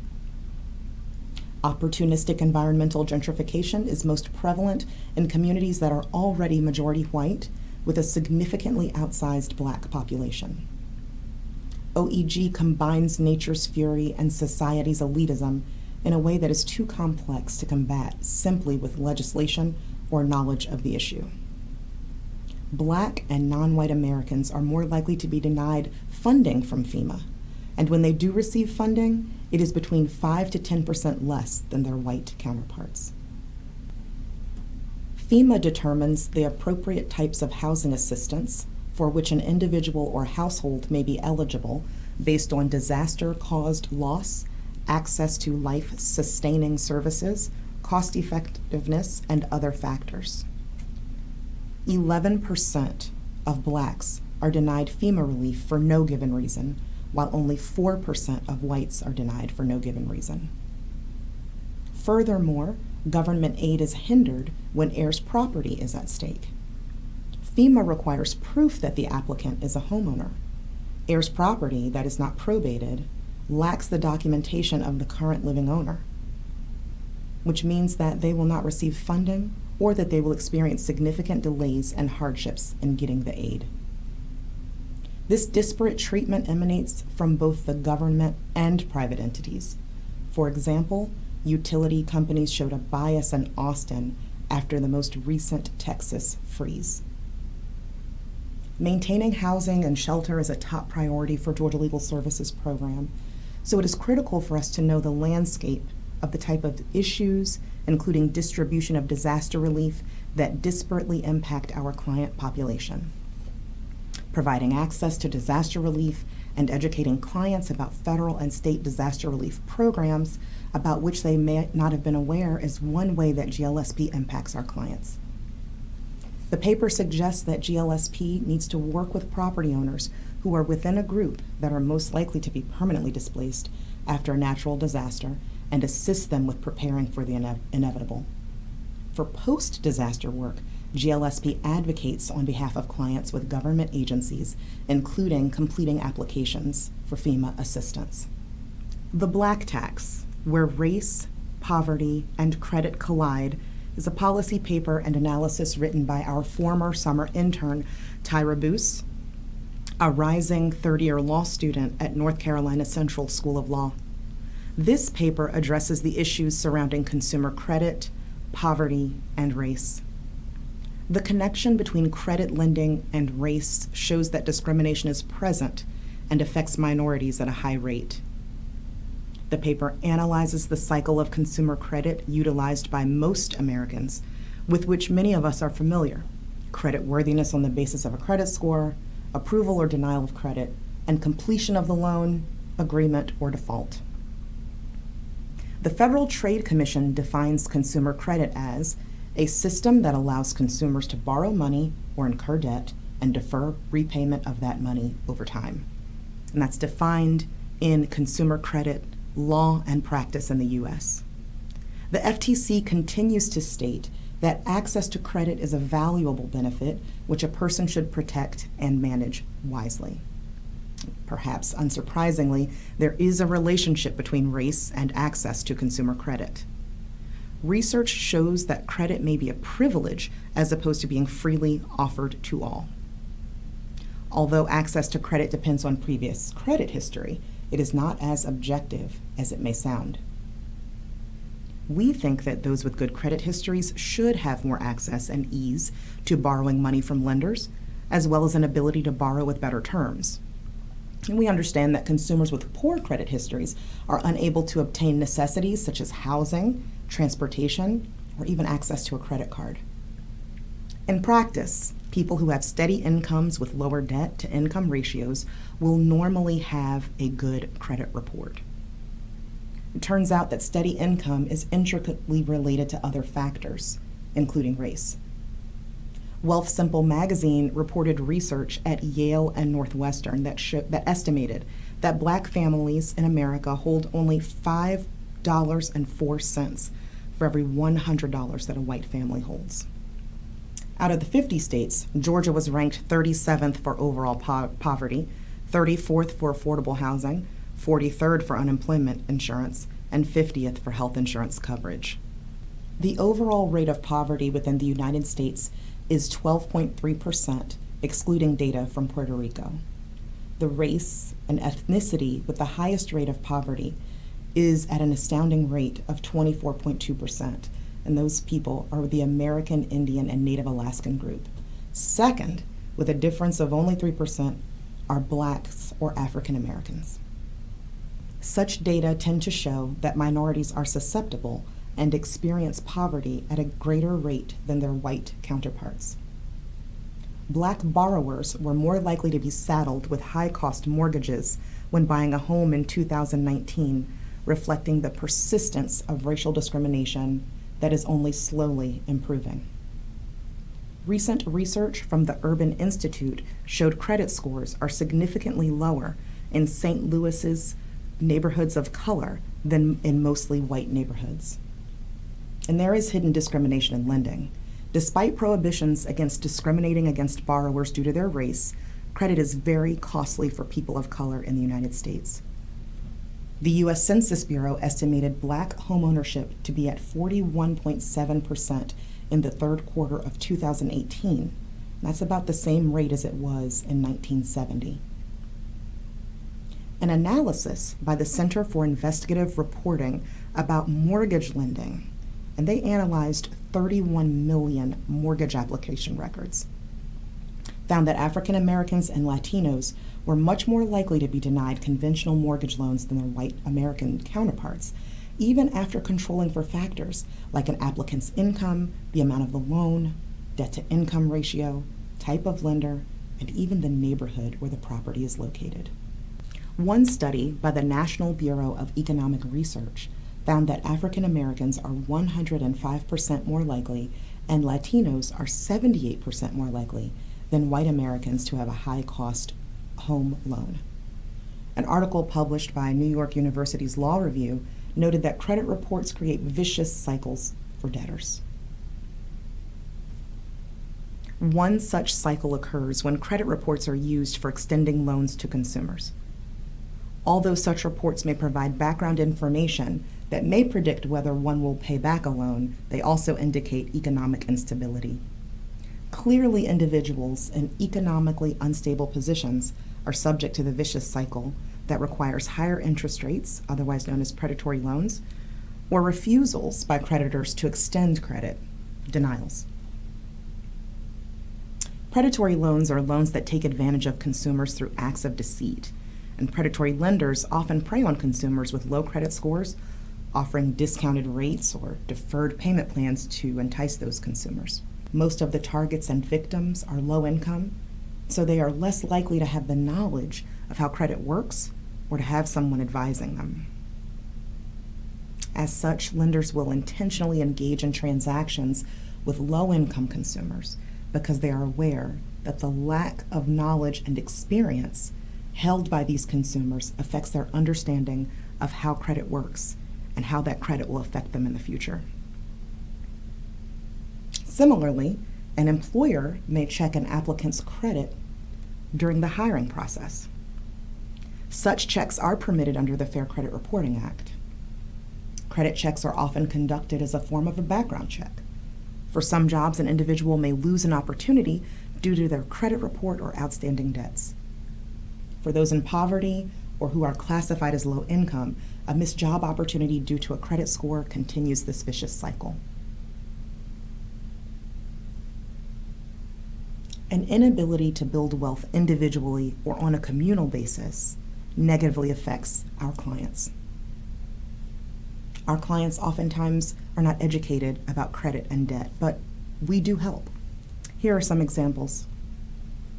A client who was at 66% of the federal poverty rate was sued by a major auto rental company for a total loss. Georgia Legal Services Program settled that case without any negative credit reporting and an agreement for that company to cease all collection efforts against the client. Another client who was at 126% of the federal poverty rate filed an affirmative suit against a national for-profit university for its unlawful debt collection practices. Georgia Legal Services Program settled that case on behalf of the client with a cash payment to her. And finally, we had a client who was at 56% of the federal poverty rate who had financed windows for her home in a door-to-door sale. The lender engaged in predatory lending practices and refused to honor a Federal Trade Commission notice. And in that case, Georgia Legal Services Program settled the matter through a cancellation of the alleged debt, an agreement not to report any negative item on her credit report, and an agreement to cease all collection efforts. Our focus on predatory loans, improvidently extended credit, and illegal denials for requests for credit for Georgia Legal Services Program's clients of color means that we are providing equitable access to credit in vulnerable populations. Finding and proving that discrimination has occurred is difficult, as lenders are able to hide discrimination under the guise of a credit score or unpaid bills. In addition to lawsuits against predatory lenders that fight garnishments and unlawful debt collection practices, Georgia Legal Services Program educates its clients on the use of credit and their rights as borrowers. We are ensuring that credit reports contain accurate information and that they are used only for legal purposes. I'll briefly discuss two more areas where we have identified trends and issues of racial justice as part of a holistic approach to representation: education and employment. Education. Georgia data and our experience show that children of color are more likely to be disciplined and given long-term suspension or expulsion. It's very obvious when students do the same act and get different punishment, with students of color getting more harsh treatment. Our review of our education advocacy since 2018 reveals disturbing trends. A significant portion of GLSP's Black clients facing school discipline have special education needs that have not been met, and the school instead seeks to discipline those students. As you heard during the education segment, our attorneys frequently must advocate and often litigate to force school districts to recognize and serve their Black students' disabilities and not punish students for conduct related to their disabilities. With our knowledge of this trend, we can challenge relevant policies and structures. Is it a neutral policy? Is it structural racism? Our advocacy will enable more students to stay in school and receive the appropriate education. Getting a positive result for our clients leads to a sense of fairness for all students involved and educates teachers and administrators on more equitable treatment of students. When we file Office of Civil Rights complaints, including under the Civil Rights Act of 1964, with federal agencies to raise discrimination and disparate impact in education policies and their application to make change for our client, those changes aid other students too. Through community events, including online, we will continue to inform students, their families, and interested community members about education rights. The pandemic has highlighted inequities that have existed for generations that we should address to meet our mission. National numbers and in our unemployment benefits cases accepted during the pandemic reveal that people of color were disproportionately impacted by layoffs and cut hours, so that unemployment benefits were critical. We opened 59% more unemployment cases for people of color than whites for the period of March 2020 through June 2021. At hearings, we raised the facts of discriminatory treatment to explain a termination or a quit for a client who faced discrimination on the job. The hundreds of unemployment cases for clients during this period gave us the opportunity to see the conditions of their pre-pandemic employment that included possible violations of the Civil Rights Act of 1964 for retaliation, hostile work environment, and other forms of discrimination. We have also seen women, mainly of color, not offered Family Medical Leave Act leave, and then they lose their jobs. Many were unaware of the legal protections and suffered as a result. Not only did we advise clients of color of these federal rights, this insight will remind us to provide information to clients who face discrimination other than based on race. This experience demonstrates the need for further employment representation in rural Georgia.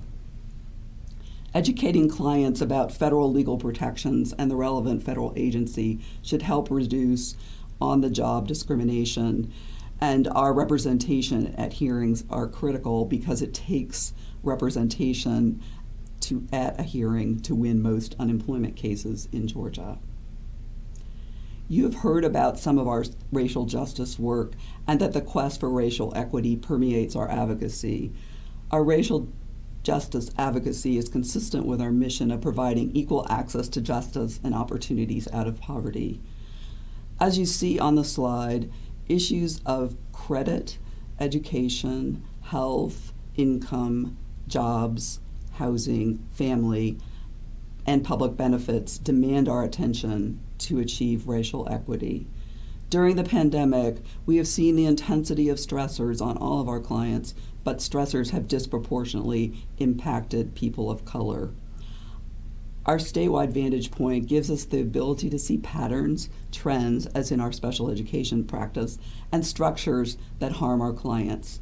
We represent clients to challenge injustices and educate them about their legal rights, and be a lifeline in communities, especially in rural ones, to knowledge and other legal assistance.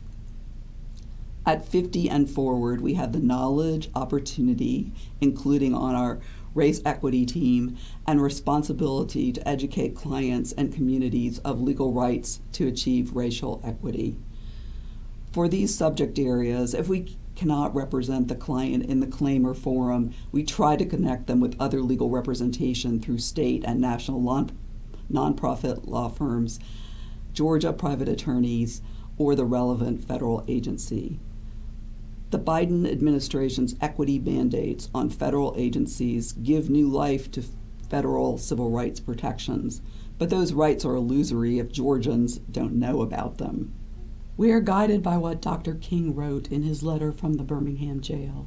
Quote, "Injustice anywhere is a threat to justice everywhere." Let's get back to work. There's much work to do. Welcome back, everybody. Again, really powerful afternoon presentations. And I just want to take a couple of minutes to recap what we just heard, because I think it's a really important takeaway, for all of us. When you listened to each of those presentations, as well as the congratulatory thank yous from Reggie Turner and Van Johnson. And to me, it's about interactions, about collaborations, and about empowerment. Kamala and Dawn shared their story, and it really exemplifies that the importance of an interaction between an attorney and a client is so important to how we resolve the matter.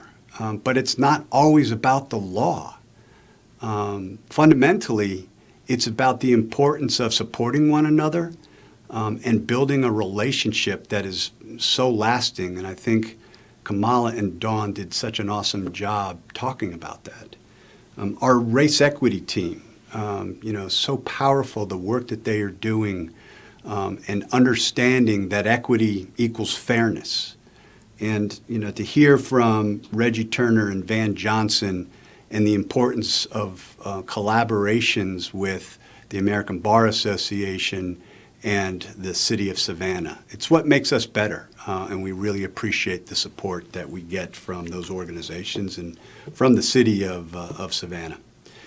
So before I introduce our keynote speaker, in 1975, Georgia Legal Services faced a significant state budget cut.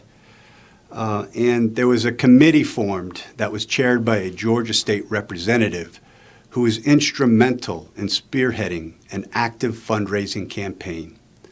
46 years later, Andrew Young, that Georgia state representative, offers his congratulations on our 50th anniversary, and I'd like to read his letter. Greetings. It is with great pleasure to honor Georgia Legal Services program and celebrate 50 years of outstanding service to Georgians. I thank you for your tireless efforts to improve the lives of others. The entire state benefits tremendously from your commitment to seniors, those living in poverty, and residents needing legal assistance in critical and sometimes life-changing legal challenges. Your determination to provide access to justice to those living in poverty is commendable and inspiring. As a politician, civil rights activist, American diplomat, and pastor, I continue to fight for equality and economic justice for all. Please remember, our struggles are never in vain because you symbolize the best of our state, an example for all to follow. Congratulations on turning 50. I am proud to extend best wishes for continued success to Georgia Legal Services program. Peace and blessings, Andrew Young. And again, I think that's so appropriate that Ambassador Young was there in the very beginning and helping us, promote and continue to provide legal services to Georgians all over the state. And it is now my pleasure to welcome our keynote speaker, Stacey Abrams. Ms. Abrams is the 3-time New York Times bestselling author of While Justice Sleeps, Our Time Is Now, and Lead from the Outside. She is an entrepreneur and a political leader. A tax attorney by training, Ms. Abrams served 11 years in the Georgia House of Representatives, 7 as minority leader, and became the 2018 Democratic nominee for governor of Georgia, where she won, at the time, more votes than any other Democrat in the state's history. She has launched multiple organizations devoted to voting rights, hiring young people of color, and tackling social issues at the state, national, and international levels. She is the founder of Fair Fight, Fair Count, and the Southern Economic Advancement Project. Ms. Abrams is a lifetime member of the Council on Foreign Relations and sits on the boards of Climate Power 2020, the Women's National Basketball Players Association, the Center for American Progress, and the Marguerite Casey Foundation. She has received degrees from Spelman College, the Lyndon B. Johnson School of Public Affairs at the University of Texas, and Yale Law School. Ladies and gentlemen, Stacey Abrams.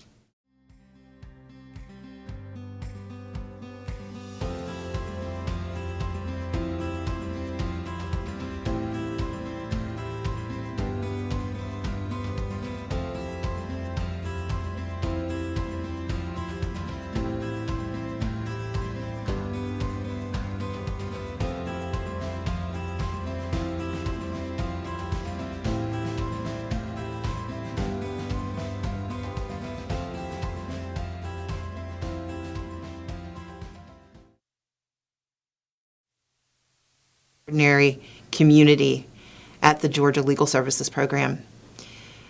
As Rick pointed out, I had the honor of serving in the Georgia House of Representatives for 11 years, 7 years as the minority leader.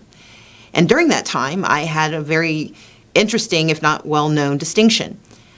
I didn't introduce legislation. I co-sponsored and helped author. I pushed and prodded, voted for, fought against, but rarely did I see the reason to introduce legislation of my own. But there was one moment that really pushed me to put my name at the top of a bill as a creation of my own, and that was on the issue of kinship care. Parents who are not able to raise their children, who often need grandparents, aunts, uncles, cousins, and family friends to raise children who are not their own. Kinship care is important to me because my parents are kinship caregivers. They are raising my niece, the daughter of my brother. And they were doing this work in Mississippi, trying to navigate the complexity of adoption and custody. How do you take care of someone so young and vulnerable, so in need of help, when you may not have the resources of your own? Now, luckily, my parents had 2 children who were lawyers, so we were pretty well equipped to help them. But it put into sharp relief for me the importance of legal services here in Georgia for the kinship care families that we had, numbering nearly 100,000. We needed to ensure that the state of Georgia was doing its best job for its most vulnerable, but also serving those who were willing to step up and take care of these children at some of the most vulnerable moments in their lives. What is so important to me about the Georgia Legal Services Program is that the legal services provided to so many of these grandparents, so many of these caregivers, comes from Georgia Legal Services. You see, this is a program that understands that at the intersection of criminal justice and economic justice and social justice is civil justice.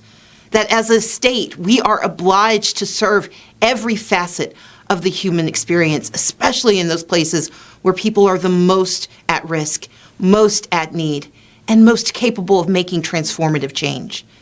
Today, you've heard about the extraordinary work of 50 years, from farm workers' rights to racial equity, conversations about housing and credit, conversations about how wills are done in communities that too often are left without property that they can pass on to their children, how we deal with the challenges and complexity of a pandemic that has revealed once again the broken pieces in our communities.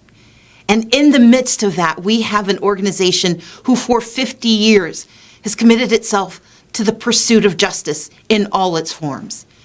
You see, when we talk about justice, it cannot simply be lip service, and it has to be in recognition of the challenges we face, challenges of isolation, challenges of lack of empowerment, and challenges of investment. And I want to talk about all 3 of those. Let's start with isolation. I had the honor of serving as state legislator from the city of Atlanta. But upon arriving at the Capitol, one of my dearest friends, DuBose Porter, who served as the minority leader at the time, he was from Dublin, Georgia, Lawrence County. And he pulled me aside and he said, look, you may be a state representative from Atlanta, but you're not an Atlanta state representative. You are a Georgia representative. And your job, Stacey, is to understand the entirety of the state. And so with his prodding, and it wasn't very subtle, I decided to embark upon understanding the contours of this state. And everywhere I went, every place I was able to visit, every community I was allowed to touch, what I found were people who were hungry to be connected in community, but who too often, through circumstances, were isolated from opportunity. Into that void steps the Georgia Legal Services Program. Because you see, they understand there's a connection between access to housing and access to credit. That when you don't have access to health care, it is going to directly affect your ability to pay your bills. And we know that in the midst of the pandemic, so many people are facing eviction because they feel isolated from opportunity, but they also feel isolated from help. But this is an organization that stands tall in 154 counties, doing the work of being that link, standing in the void and reaching out saying, we are here to help. But we have to understand that this isolation will not cease to be when the pandemic is finally vanquished. This isolation will continue unless we do our part to understand it. When we talk about the need for access, the need for justice, that means we have to overcome not only the isolating effects of poverty, but the isolating effects of rural communities. I grew up in Mississippi. I grew up in one of the cities, but even our cities were considered a bit rural by most population standards. And I understand at my core level the importance of seeing how these communities can be touched and taught to be together. We know that isolation often happens because we worry in silence and we suffer alone. We assume that our inability to pay the rent is our fault and thus we shouldn't talk about it. There is shame and there is lack of information that too often keeps us from seeking assistance. And into that space comes the Georgia Legal Services Program because it steps up and says we're here to help. But more importantly, it understands that it has to share the stories of others so people believe they are entitled to the support they need. When you have someone sitting at a table who desperately wants to make certain that family property stays in the family, then you need a wills and estates lawyer. And most of them are fairly expensive, but we know that through the Georgia Legal Services Program, there will be a lawyer available for so many who desperately need to keep the one asset their family holds in that family tree. We know that communities that suffer in silence, serving our communities, like our farm workers. In a state where agriculture is number one, we should be so proud to have a farm workers' rights program here in Georgia that ensures that our farm workers, those who put bread and food on our tables, who help keep our economy humming, that they know they're entitled to service and to representation. We have to believe that evictions that are happening right now do not only rely on the investments from the American Rescue Plan, they rely on the legal support to say who should be allowed to have a voice in our system and how we make our system more and more accessible and more fair for those who simply had no choice but to step back during this pandemic. Isolation is a challenge, but it is also a call to action. And I am so proud of the work that for 50 years, the Georgia Legal Services Program has provided. But isolation is only one part of the challenge. The second part of the challenge is lack of empowerment, a powerlessness, a sense that not only are you disconnected from opportunity, you're not entitled to service. A few years ago, I was speaking at a program in Athens, and a young woman talked about the fact that she was driving every day to sit in the parking lot at McDonald's to get on her computer in order to access the internet. Because in the state of Georgia, we have one of the highest lacks of access to broadband in the nation. And because so many of our young people cannot access the basic fundamental right of the internet, she risked the opportunity of being able to go to college. Luckily, she found a McDonald's that didn't run her off when she logged in. But because she lived in a rural part of our state, she risked losing her education. I've been proud to start a number of organizations, including one called Fair Count. And Fair Count during the 2020 census took it upon itself to set up 150 plus wireless devices across the state of Georgia to encourage people to come together, to use the internet to be seen and heard through the 2020 census. What Fair Count did for the census, we need the GLS program to do for Georgia. You see, we now live in a time where legal services do not have to be provided over a table. Now it can be provided over the internet. But we need to know that we have the power to do so. And that means working with communities that find solutions to how they can bring one another together.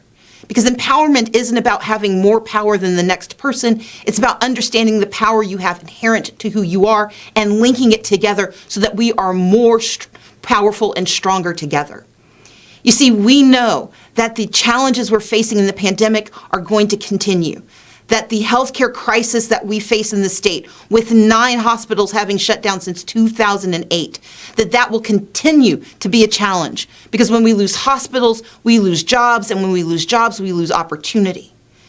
Where does empowerment stand? It stands in the space where when monies are coming into our communities, making sure that we are investing in civil justice for those who live in those spaces.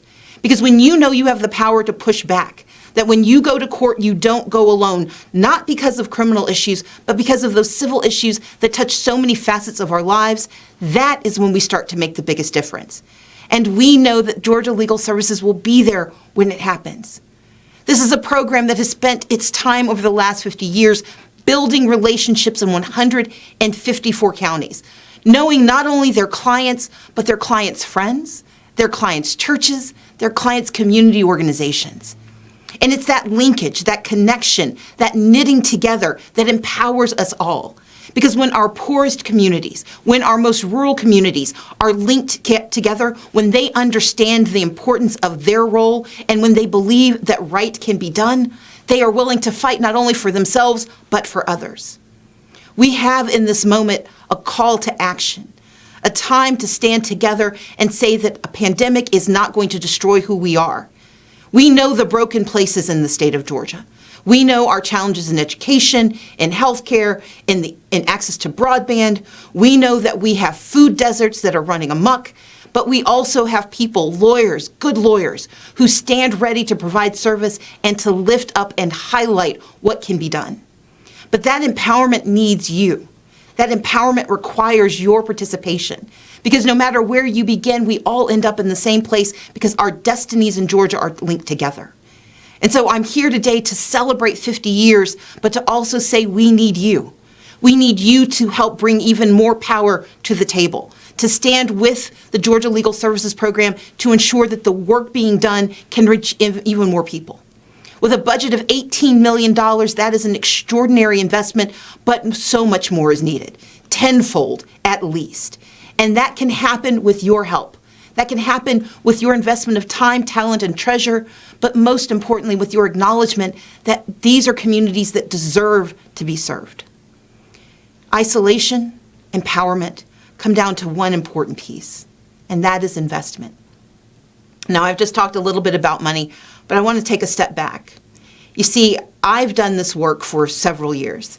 I started out doing work in the state legislature, but before then I was at the city council. And as I pointed out, I grew up in Mississippi where my parents would take us out to volunteer. And they taught us that investment isn't just about the money you put in, it's the expectations you put in. And for 50 years, GLS has expected more from Georgia. We know that young people growing up isolated from opportunity and disempowered look to us to show them the way.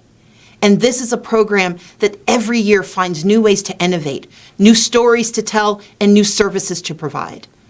For 50 years, this is a program that has done its best to link together civil service, civil justice, community service, economic justice, and social justice. By connecting the dots, by building this fabric, we build a promise of what Georgia can be. But we can't build it without you. I'm here in celebration, I'm here in recognition, but I'm also here to make an ask. They didn't tell me to do it, but I'm going to do it anyway. Every one of us needs to remember how it felt to be isolated, the moments we felt disempowered, the times we have wished that someone would stand with us. For 50 years, the Georgia Legal Services Program has been standing for Georgia, standing for the poor, standing for the rural, standing for all of us. And it's time now to stand with them.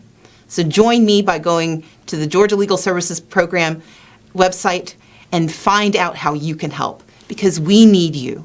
Georgia needs you. And together, we can get good done. Thank you so much.